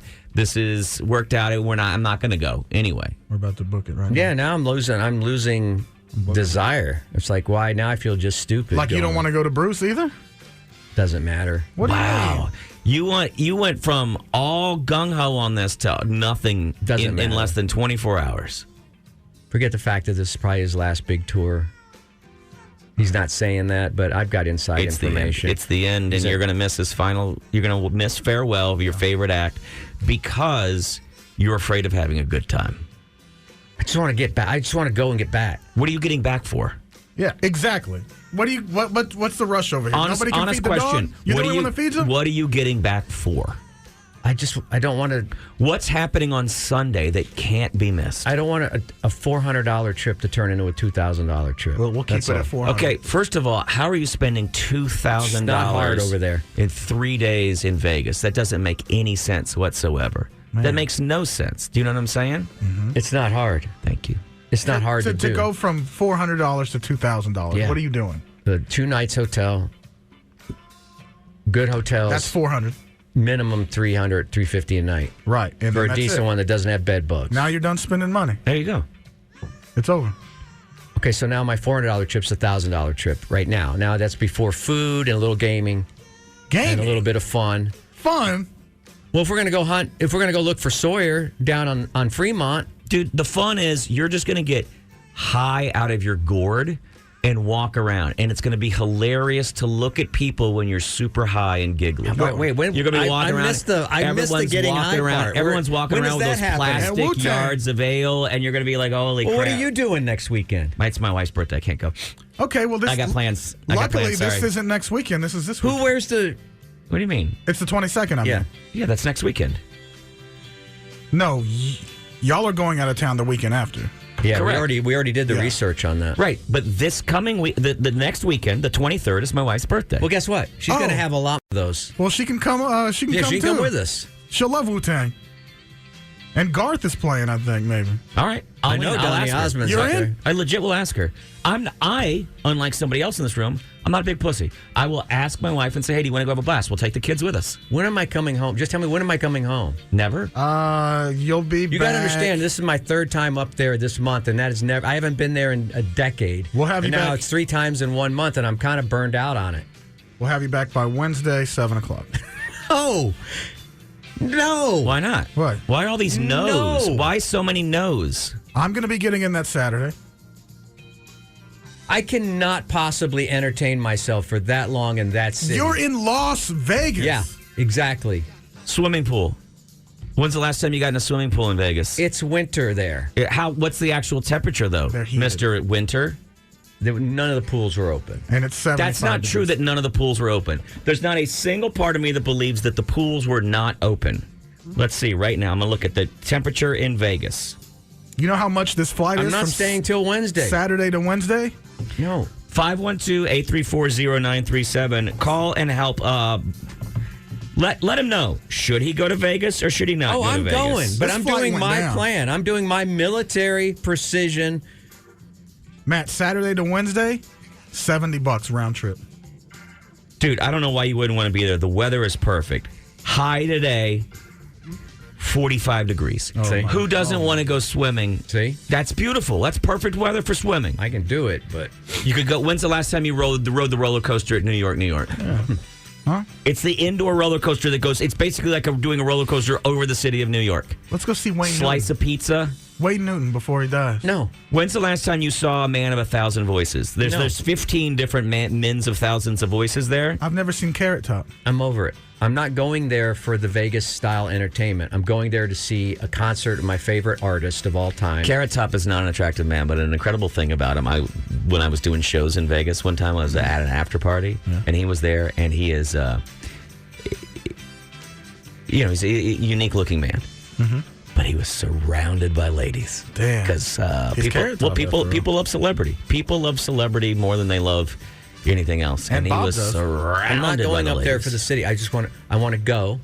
If I leave on a Friday after the show, I come back on Saturday morning. Why would you come back Mission Saturday? accomplished. And you never buy a hotel. No. That way you can stand I up. roll right out of the show at 11. By the time I walk to whatever casino, hotel area that I'm going to hang, that'll be close to midnight or whatever. And then I'll just go to the sports book and watch sports or play a little bit or have something to eat. Hang on. We're going to do a little leave theater. for the airport. A little bit of community theater. Leave for the airport at 4 o'clock in the morning. Little and community get the 5:30 theater. flight out. Little community theater, okay? I don't need a hotel room. Little community theater. Here we go. I want you to just perform along with me, okay? It's a little improv we're going to do. Okay. You ready? Good morning, everybody. It's Monday. We're mornings with Matt and Bob. Bob, you went out to Vegas on Friday night, and then you came back on Saturday. How was it? It was great. It was a great show. Bruce is back to his form. Okay. All right. That's great. We'll move on. Or next play. Next play. Ready? Are you ready for the next play? Or Sawyer's dead. Hey, next play. It's Thursday morning, everybody. Bob just got trapped. He spent 5 days, and he did not mean to spend in Vegas with Chuy and Sawyer. Bob, tell me, how was it? Do you see where we're headed here? Do you see the potential in you being dragged off and kidnapped? You, a dad who does not like to have joy, you being trapped with two people who I think have. I have a when plan. I think of, we're not going to see Sawyer. I mean this complimentary, but Sawyer and Chuy have, I think, of all of the people I know, sort of combined probably the least common sense of anyone I know, right? Yes. And I use that as a compliment. Yes. I feel like they still can feel joy that Those I people can't. have fun. Yeah. And you're with both of them, and synergistically, they go from two people with kind of bad ideas to now combining those, and then it's super, you know what I mean? Really Super bad hypes idea, up. Jeans. Yeah. Well, we're not going to see him. He's there on a different mission. No. If you tell Sawyer right now, He's on a gambling, probably. What days are March you there? Madness. Because he can stay with us a couple He's more on days. March he Madness. absolutely can stay a And the couple flight extra back days. is $30. You can No, buy he's that for Sawyer. already Do you staying at the think- Circa. Do you think Sawyer's the kind of guy where you go, hey, Sawyer, do you want to get back early so you can dig ditches at that private school? Or do you want to stay 2 extra days in Vegas and then just party with Plastered. A, the number one smoker in all the city of Austin, Chuy, and B, a guy with unending access to a bank account, Bob? Because they both know that you're going to end up feeling sorry for them and paying for a lot of They're stuff. going to make a movie out of this weekend, It's going to be incredible. It's going to be called Mike Tyson will be in it. It's going to be called The Hangover, and you're going to have a face tattoo. Come on. I'll wave to you. From the other side the of the Wu-Tang the concert? Because airport. you've been crowd surfing? And now you're on the other side of the road. I've already done this twice this month. I don't want to play there but anymore. you haven't done it right. Uh-oh. Hey, look, Chuy, there's Bob on the other side of Fun River. Waving to you. Vegas is a lot like Disney. Bob, are you sure you don't want to cross Fun River over into Fun Town? It's a lot like Disney World. You cannot win it. You cannot win that city, so don't try. There's no. Who are you competing against? Like, are there points that you win by having maximizing? You end up spending too much for food. Now we do that in Austin. Yeah, that's true. True that. Mm-hmm. So Bob, your next hang up. Don't get mad at me, and I know that you're a big fan of let's not talk about my personal life anymore. But can we take a break from let's not talk about my personal life just real quickly? Oh man, this is. What kind of car do you drive? This isn't gonna be good. What's the brand name? A used Tesla. Okay, what kind of car does your wife drive? A used Tesla. Okay, what kind of car does your 16 or 17-year-old son drive? A Lexus. Okay. Used. I understand. Highly used. That was about 20 years old. I understand that they're all used vehicles, okay? Yeah, because that's what we're the used vehicle just on people. Brand names alone. No, it looks good on paper. You're telling me you can't afford 3 days of unbelievable memories in the desert. The same desert where Dean and Frank. I've already done that twice this month. No, you didn't. You didn't sit at the Golden Steer in a circle table with me and Sawyer Stoll ordering steaks. We're not going to be with Sawyer. Call the show. Did you go? He's not going to have time for us. He's on a bachelor party junket. That's a whole different. Those guys are going to sleep in until 5 p.m. Did you go with Tom? Last time, yeah. I didn't go with him, but I met him up there. And my neighbor. What did Tom and his wife? What did they raise? In their house, they raised something. Yeah. What did they raise? A family. There you go. Okay. Did you go with Riley up there? The first trip to with the YouTube trip. What did Riley raise? A family. Right. What have Sawyer and Chuy raised? Nothing. That's right. So how much more fun are they going to be? We raise our hands in the air. Like they don't care. We don't care. They raise hell. They raise a ruckus. Bring the mother effing ruckus. This is Sawyer and Chuy in Vegas. But that's why we have to take advantage because the flight's $100. And you're going no boo. We're going to eat at no boo. No, we're not. No boo. We're going to be eating at the Caller. What's up, Caller? Hi, guys. Kathy. Hey, Hi, Kathy. Hi, Kathy. Listen, I almost called in 5 minutes after the show started to ask Bob what kind of speed he was doing. Because he was really on this morning and loose and sounded great. And just cough, just Nespresso. He's on something. Old conservative. I got to work every minute. Right. Thank you very much, Kathy. Yeah, thank you for putting Bob in his place. He sounds terrible now, doesn't he? This is just a terrible show listening to him, isn't it? He's like, how can you go on vacation when you got that in your head? I'm not. It's not a vacation. There we go. Now we're I've already Thank you, Kathy. He wasn't actually mad at us, and now he is. Thank you, Kathy. This is what we need from the calls. I've been to that dirty city twice this month already. I have no desire to go do it.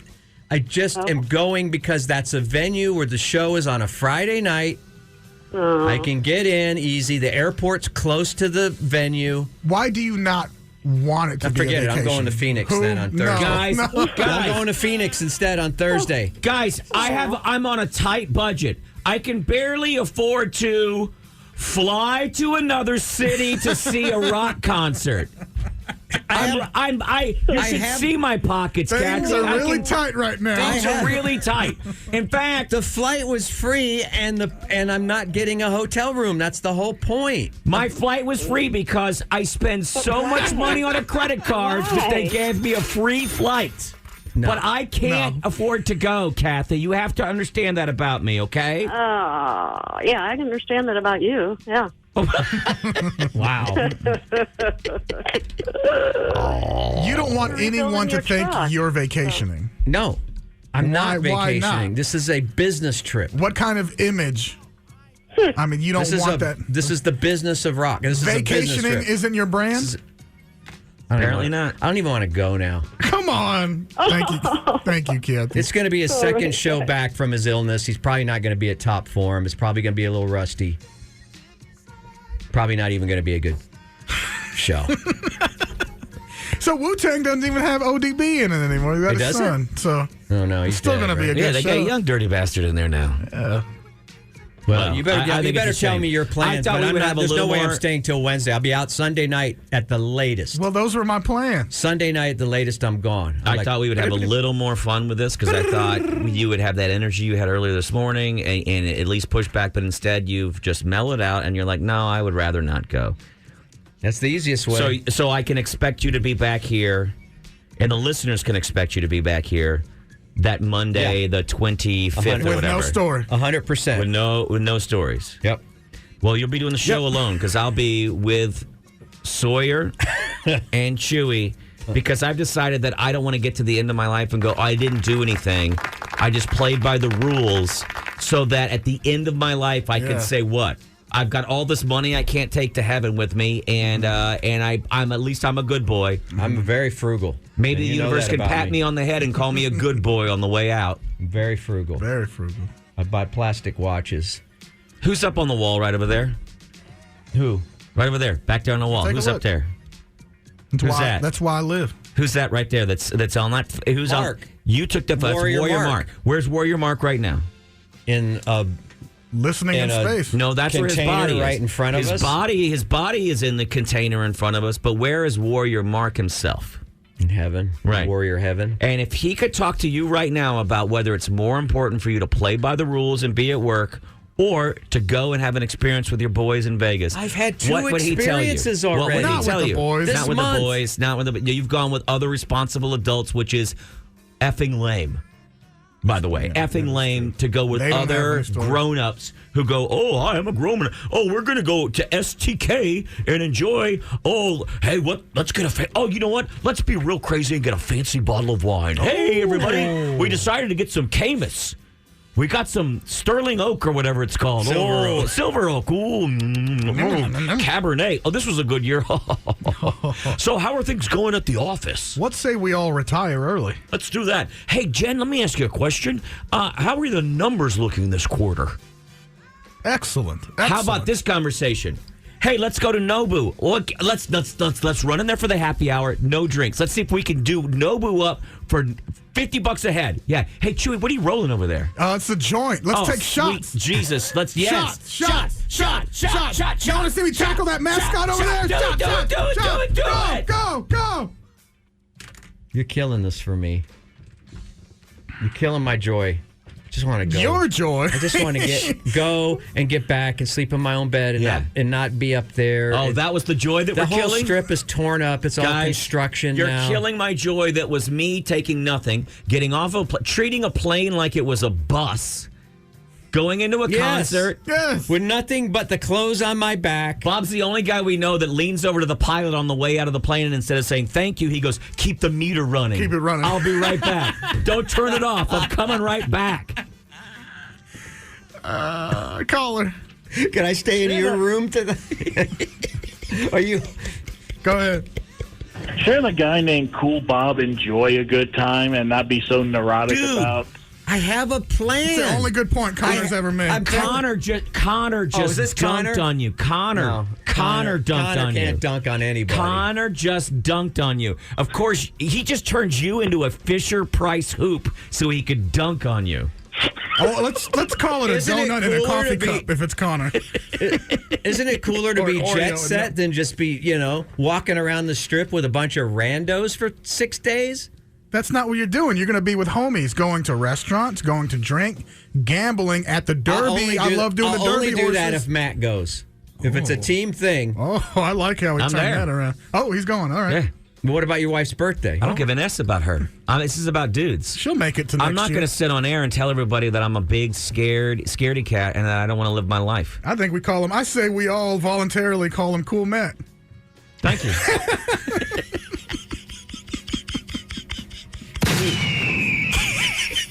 Cool Matt. It doesn't have the same ring. But the voluntarily ring was the operative. All right, we got to go. No, we're too late anyway. We'll just keep running it up. I'm not going now. That's the problem. Oh, we got to go. We got to go on the break. You want to go on the full break? Do we have other calls? It's It's just Tesla Dan that wants to. Oh, okay. I mean, maybe he wants to fund the whole No, thing. let's just go into break. Cool. Let's go into break. Next Evo Naturals. No, that's not right. What we're doing right now. It's not? Now. No, It's we're Waters. doing a Waters. Oh, Chris Waters International Wow. Realty. Sell Okay. your helm, go to Vegas. He doesn't even. My sheet was covered up. Sorry. I didn't What see was it covered up with? Rules? Rules to life. An itinerary? Mornings with Matt and Bob presents Nods to the Odd. Let's get into our odd stories from around the internet. A Florida officer, a lot of police departments around the country. It's not just Austin, but around the country are having a harder and harder time recruiting new officers. Ones that can pass the test, ones that are interested, and things like that. It's becoming kind of difficult. Let's see. Indian River County Sheriff's Office just swore in a new officer. 19-year-old Kai Cromer was sworn in as a deputy on Monday. And that's good news because they were behind in their officer count and needed somebody. 19 may seem a little young sometimes for an officer, but I think that if you're old enough to vote, you should be old enough to protect and to serve your community. He was sworn in Monday morning. Unfortunately, he's actually no longer an officer. What? Wait, It was just Monday. yeah. On Monday night, a search warrant had been issued for his phone, and a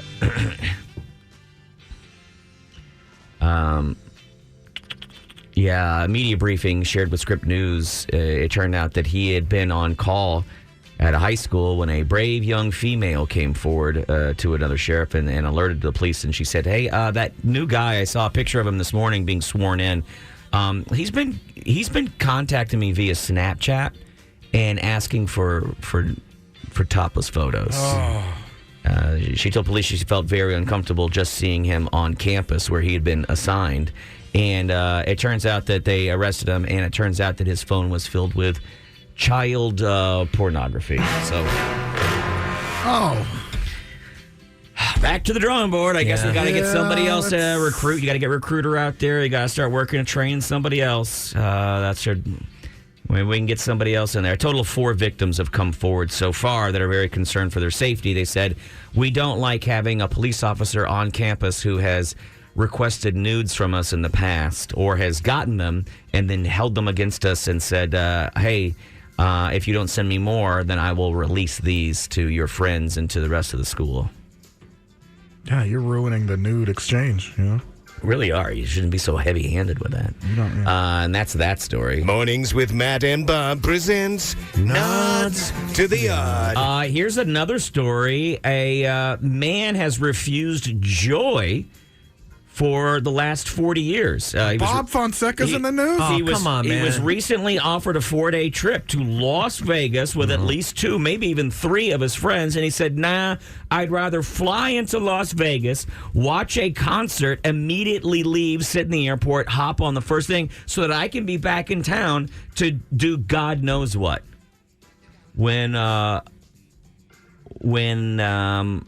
They reached Scripps News Service, reached out to him.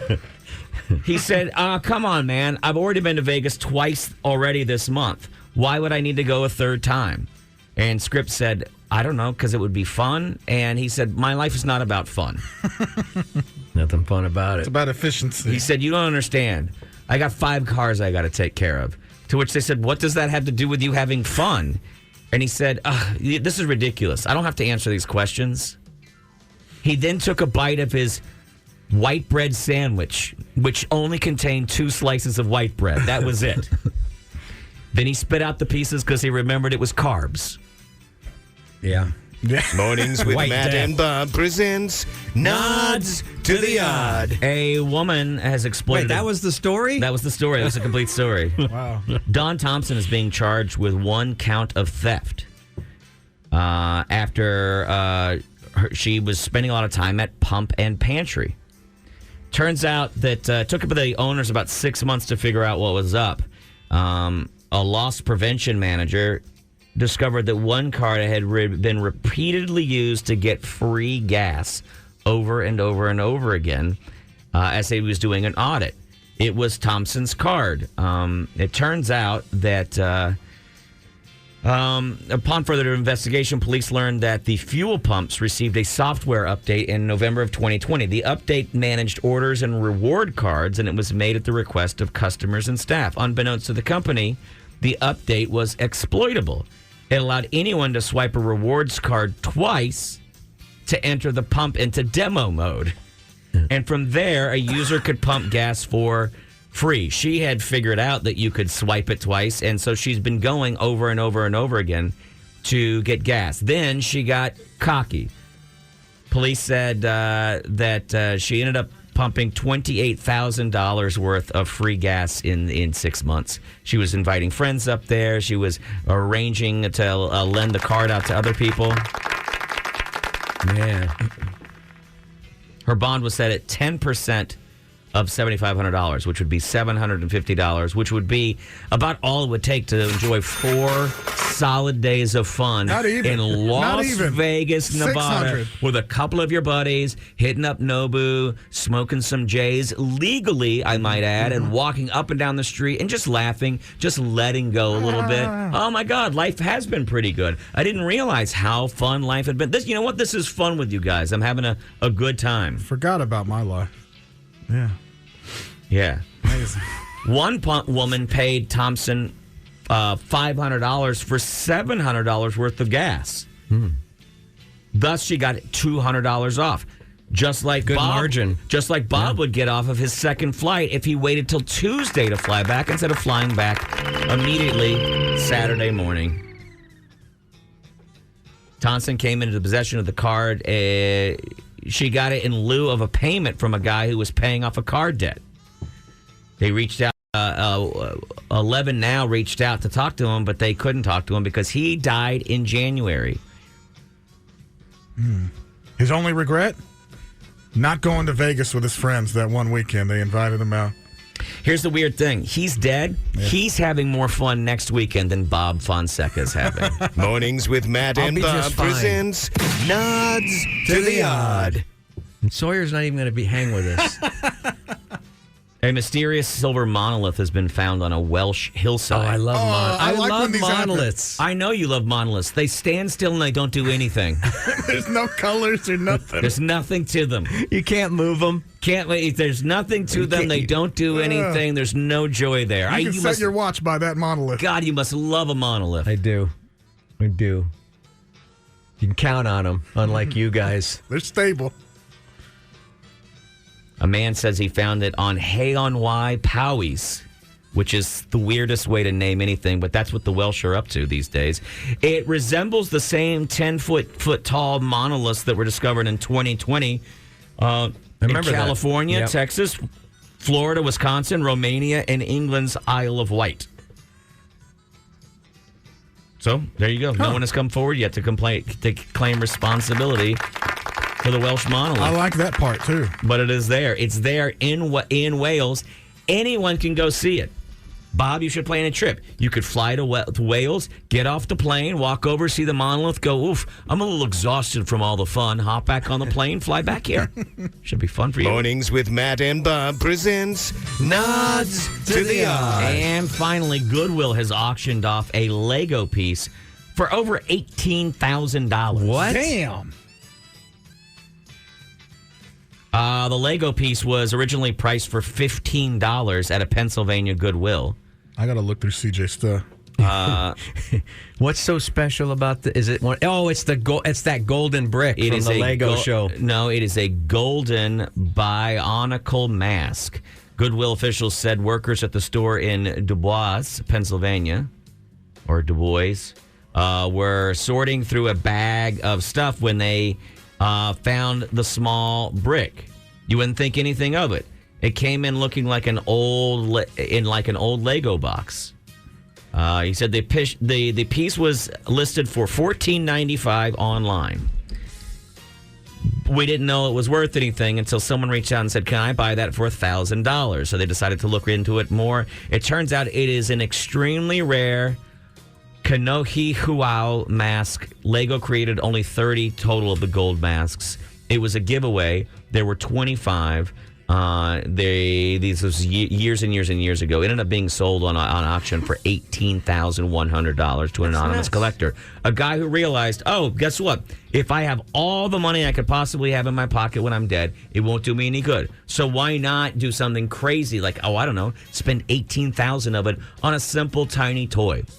Some people would look upon that as some irresponsibility. But guess what? Every once in a while, a little irresponsibility can bring a smile to one's face. And can you really put a price on a smile? No, not to die with peace and fulfillment. The gold mask is now believed to be the most expensive Lego piece ever sold. It's a Bionics, though. It's not really Lego. Bionics are those action figures you make, right? But did Lego do a collab with them? You said it was a mask, right? There was a 14-karat solid gold 2x4 brick that sold for $15,000. Wow. But this one wins. And that today, ladies and gentlemen. Mornings with Matt and Bob presents Nods to the Odd. I don't know why I didn't like that one as much as I liked some of your other ones. Really? I don't know what was different about today's. Just a regular kind of. To the odd. Yeah, I don't know why you didn't like that one. Yeah, I can't figure. Something's not hitting me right with that one. I don't know. Hey, Bob. Yeah. Are you going to take the offer to go to Las Vegas with your friends? Woo! Ow! We keep saying to Bob, you should go to Vegas. This money, it's not going to be any good for you when you're dead. And I just realized that I love that Bob's going to show up to the pearly gates and go like, hey, I got like 12 hours here. I got to get back to the planet. I'll try to talk him into it. I've only scheduled 21 hours for death, and then I got to get back. I just want to have a beer with John Lennon, and then I'm gone. Yeah, maybe Elvis. Yeah, well, John has actually gone back to Earth to hang out with Chuy and Sawyer in Vegas because he was just like, "Oh, that I looks wish like Sawyer fun." would call in. I would like to know what his plans are. There's no way he's hanging with us. Sawyer was part. We saw him drunk at 5 yesterday. He partied his ass off and enjoyed his life. He went to a hockey game. We gave him free hockey tickets. And he slept. He went straight to the hockey game. We literally gave him tickets and said, "This is tonight." And he goes, "Yeah, that's fine." And he goes, "Oh, I got a show." And he goes, "Oh, I could go to the show and then get to the hockey." Oh, okay, and I can get back. Yeah. Because he's packing everything. He's literally the opposite of you. I know. Yeah, he's also Y'all like are younger polar than opposites. me. That's why you keep trying to. Not that much. No, you are. They are opposites. He's tall. He's handsome. He's country. I'm rock and roll. He's country. He likes concerts. That's the only thing we haven't. I don't even.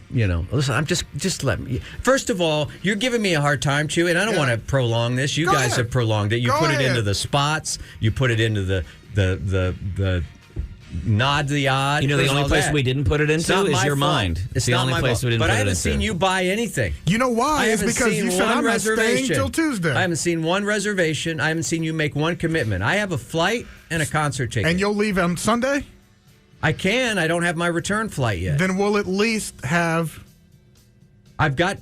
What if I can find you a return flight for $30? I've got a kitchen. No, I don't care about that. I'm not doing some deal where I have to stay there for 6 days to get a cheap ticket. They get you in the end because you end up spending all that money there. He would rather be in Austin and spend his money here, locally, like a good citizen, on toll roads and taxes.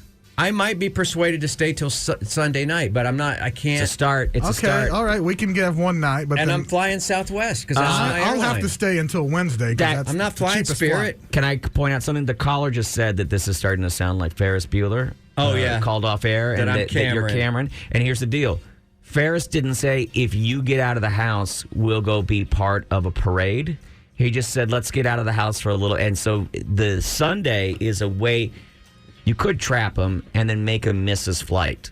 Yeah, there'll be a good show on Monday. We'll have to go see the Michael Cirque. You told me it was no good. I passed on that. No, I didn't say it was no good. I said I fell asleep because I guess I was. Okay, I went to a show and fell asleep, but it was great. If you don't go,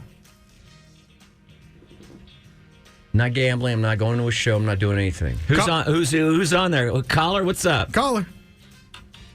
What's going on, guys? It's John. Oh, John, hey, what's John. up?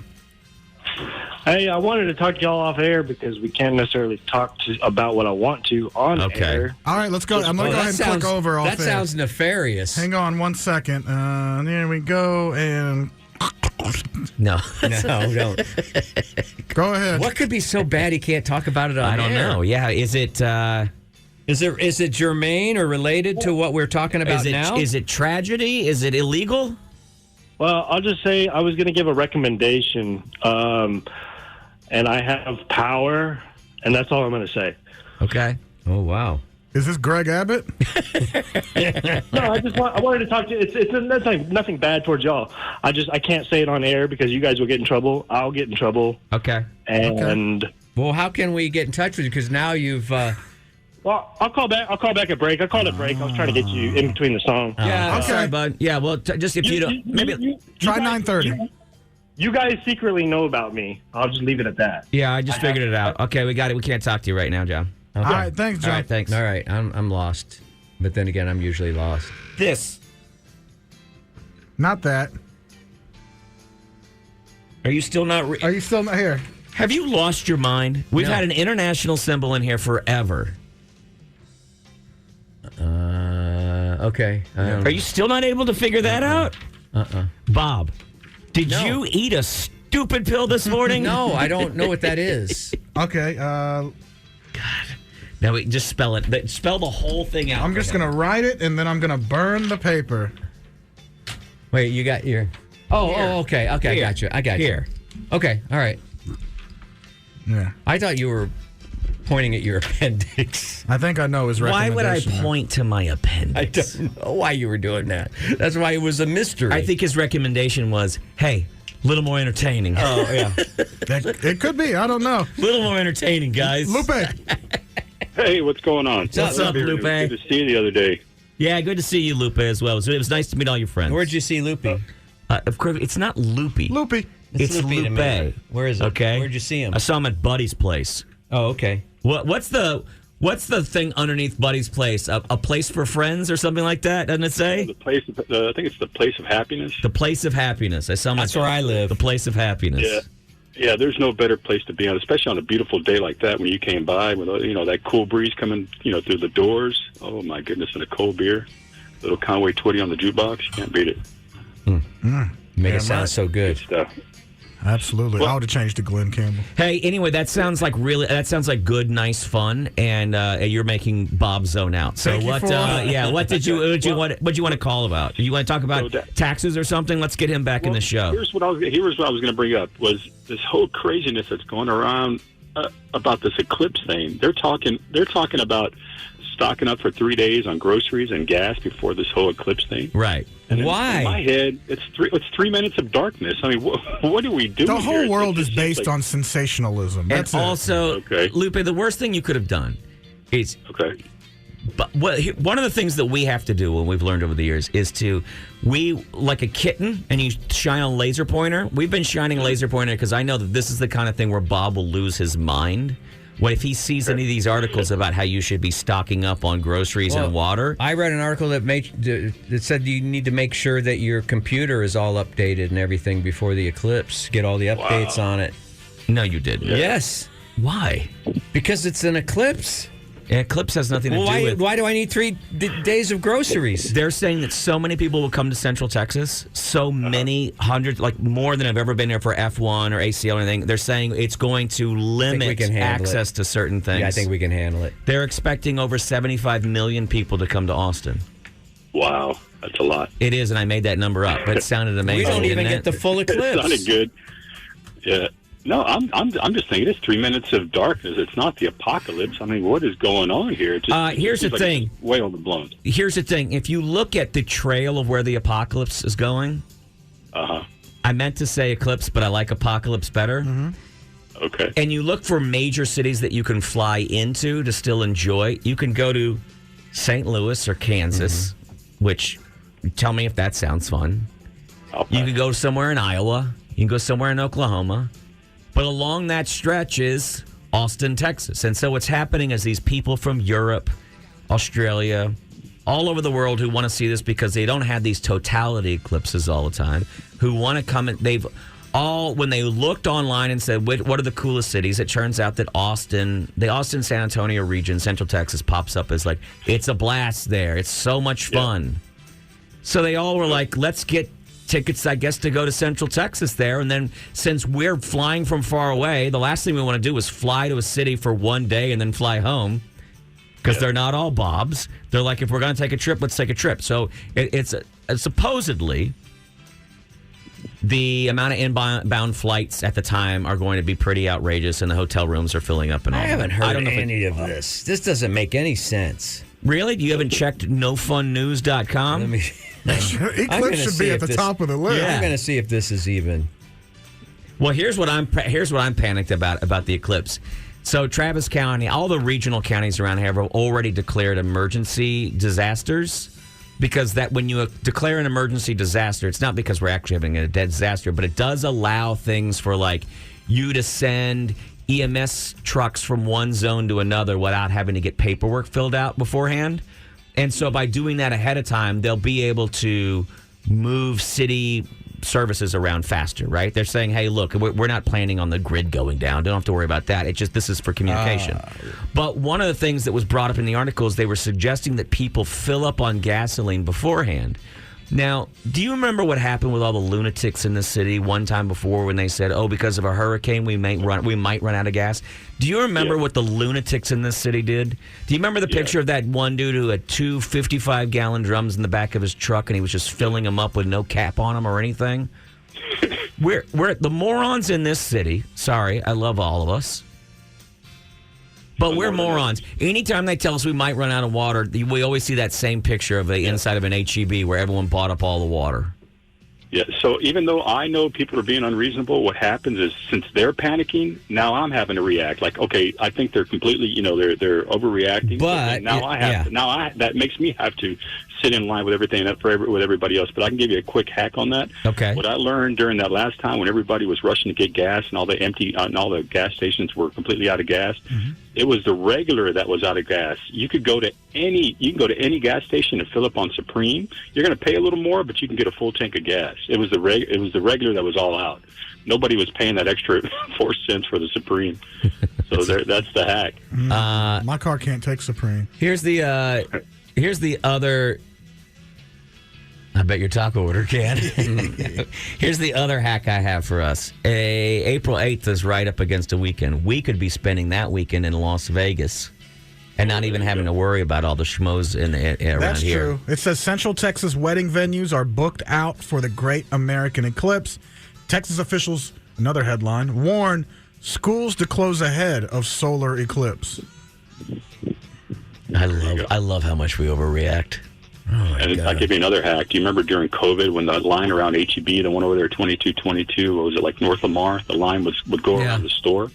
I would go to my local Carniceria here, and it would be like, you would hear like harps and horns go. There was food everywhere. It was just stacked with tomatoes and meat and all kinds of stuff. So that's the hack. So whenever people are running out of food at HEB, go to any local Mexican meat market, and they're full of food. They know how to do it. That's true. Yeah. Yeah. I can't believe they're bringing their food here, trying to take the hard-earned work away from our American foods. They're bringing pastor. They're bringing fajita. Fajitas, chorizo. There you go. All right. Thank you, Lupe. I appreciate it, man. Texas counties make disaster declarations in preparation for total eclipse. That's WOAI. Come on. Are you really? Ohio governor signs executive order ahead of total eclipse. What executive order? Declaring Bonnie Tyler to be a national hero. Ohio governor says that they've been working for several years for this event. Yeah. Preparing for this event. Yeah. We've been preparing for the April 8th solar eclipse event for several years to ensure this once-in-a-lifetime event can be safe and memorable for all. Like what? I say we have 3 minutes of purging while the eclipse is going. I was kind of upset because, my dad owns some land out there in Llano, and I was like, man, we could make a mint renting out that land to for campers. Yeah. Could have made $100,000 on just one day renting out all that land for campers because he's got water service, a couple extra bathrooms. Plus, when it gets dark, kind of go around mess around with some of those dudes' wives, Is this a weekday or a weekend? It's a weekday. Well, should we not come in that day? We probably shouldn't. But you can't miss any days. You can't. You're the one that can't miss days, so I don't know. You should probably be here, but I think Chuy and I will take the day off. I'll probably take off. But... Yeah. Well, no, I'm just wondering for safety. If we should be in our homes. You think they're all going to come into the radio station? Protecting our homes. I told you this is what's going to happen. Like, he would start to read this, and his brain's going to go. He's not going to realize, this is just because when there's this many people, the chances of there just being heart attacks for just regular old run-of-the-mill heart attacks and strokes goes up. You have enough ambulances to deal with the amount of strokes you would have on a normal day in a city. But when you almost double the population, then you need to have more ambulances. Well, we don't have that many ambulances. That's what's happening. Is they're just saying, hey, look, we're going to have this huge influx of extra people. And we want to be on top of it. They're not suggesting that the emergency declaration is because people are going to start running around with shotguns and shooting each other. That's just a regular day on Runberg, and they're already prepared for it. I didn't think... What? There he goes, ladies and gentlemen. We've lost him from the show.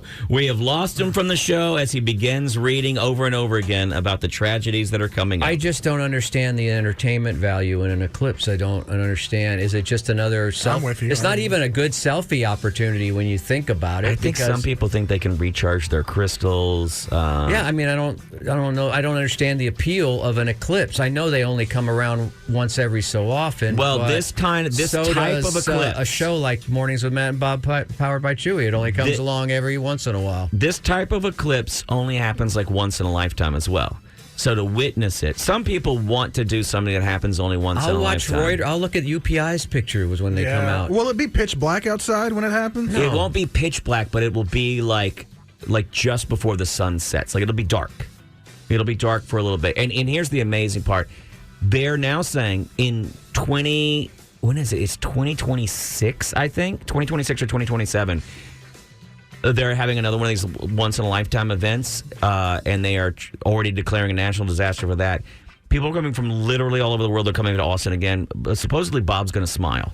And because of that... But only for 3 minutes. Only for 3 minutes. Only for 3 minutes, and then the gap closes. Wow. Let's talk to Miss Jackson real fast. Miss Jackson. Good morning, fellas. Good morning, Steph. How are you?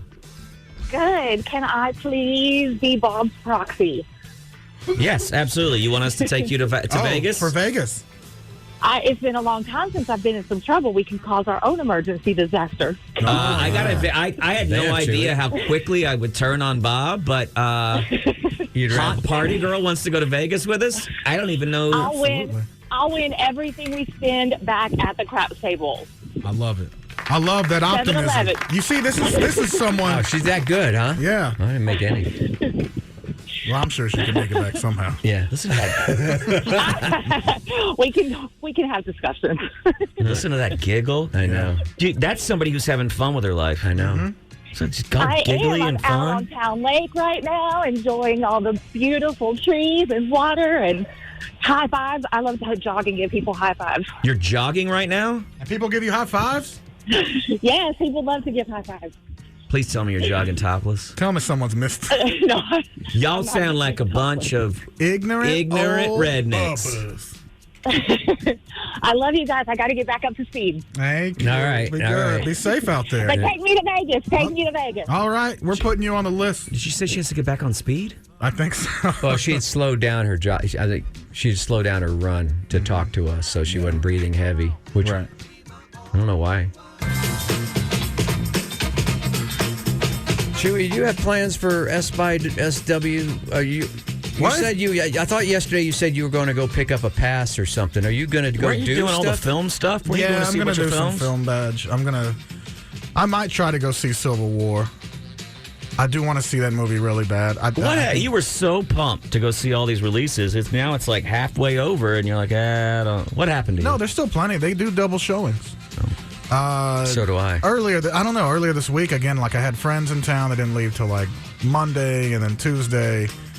And then yesterday I went to come and take it. I went to go sell some plasma, and I'm feeling a little Yeah, you looked a little weak in the I need to lay knees. down just for a second. So, but it was still a good time at Come and Take It. Come out today.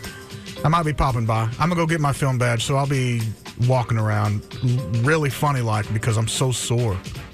How do you know it's from working out or from giving plasma? That you're depleted. You seem depleted. Nothing happens physically to you when you give plasma. I thought you said, because you said you always tell me you have to, like, eat a lot of protein before you go. They do say, yeah, you eat like 20 grams just to, make sure you're just so you don't pass out? Yeah. Do you have to sit in a waiting area afterward for a while to make sure that they don't throw you back in your car?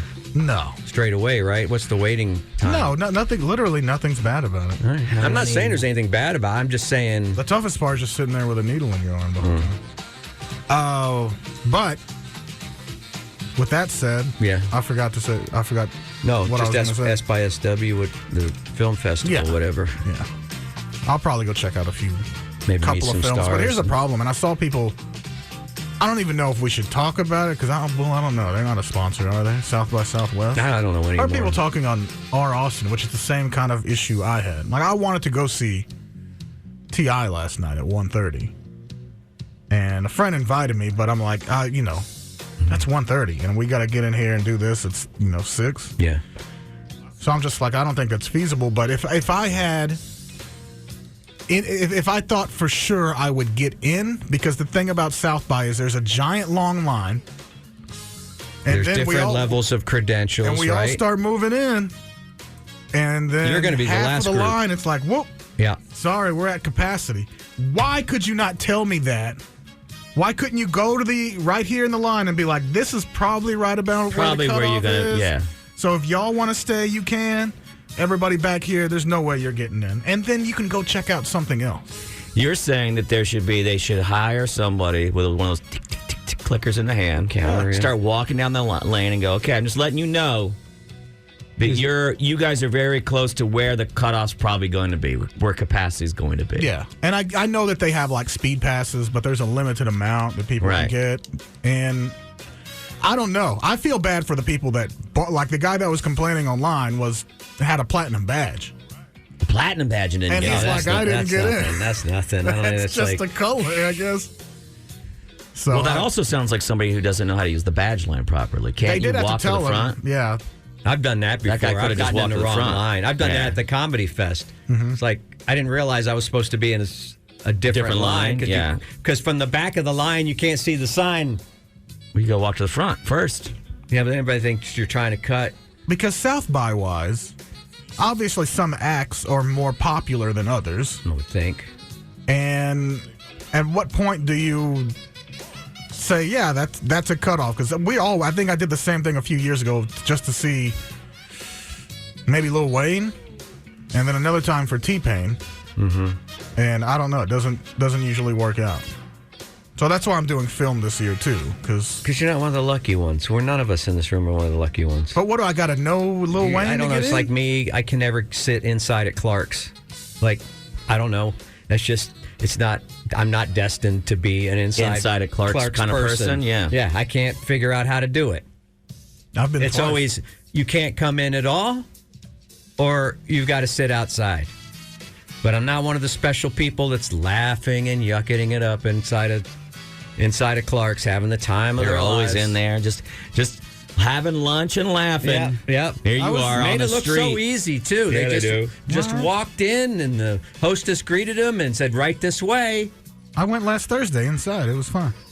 Where did I go recently? Then you're one of the people. We made a reservation, and then we couldn't get the reservation. Then we got it again somehow, like opened up at the last minute, but only outside. And then we went, my wife and I went, and the entire inside of the restaurant was empty the entire time we ate. Sometimes it's a staffing issue, I found. And I was like, what? Where do... Yeah. What? When am I in the... Sometimes it's the way you're dressed, too. Mm-hmm. Mm-hmm. They judge... People I'm not saying any specific, but I think sometimes they go, oh yeah, these aren't inside. These are outside people. Do you think sometimes people know us and they hate our regressive hillbilly Bubba show? Yeah. And they're like, we're not letting you in here? Yeah. You're bringing down the value of the property? Yep. Correct. That's probably what's going on. They're in radio. Ooh. Come right this way, Walt Macaborski. We have a table for 4 inside. You just got to reserve it. Guido Culpepper, that's why I like going right to this eat. way. Because you can go eat, as long as you have a reservation, you can go eat with the elites. And I think that's what I like about eating all that good food. And I like to see, Is what? Being reminded you're not one of the elites? Well, yeah. And I like to see a person of my,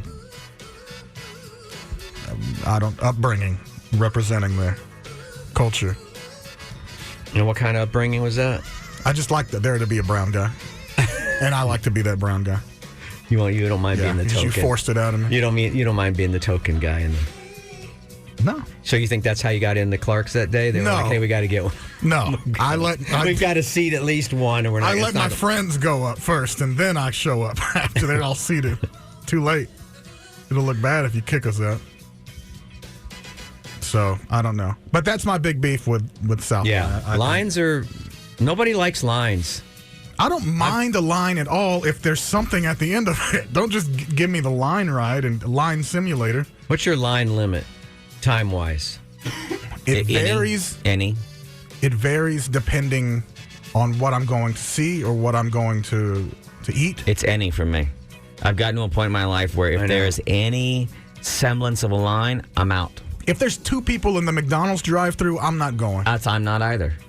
If it's 3 hours, then you're not going to Chick-fil-A at all. Then, well, they get it pretty fast. Yeah, Chick-fil-A taught me over the years that it's okay. Why? Because it moves so quickly. Yeah.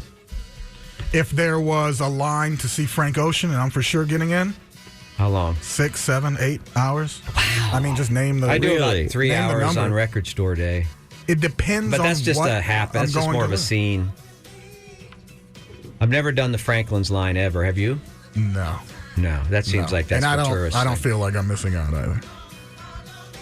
Matt's probably done it. Barbecue. No, Matt knows where the other spots are. He gets in the front. He lets them in the front. Franklin does, I think. They don't know this, but I've drilled a small hole through the bottom of their establishment, and I go down through the pipes, and I come back. I just pop up. Dang, like Mario? Yeah. I don't know. You okay with that cough there? Yeah, it's bad. Sometimes my throat gets dry. I got it too. Is it allergies going on right now? Is there something in the air? I don't know. It feels scratchy. Am I allergic to tourists?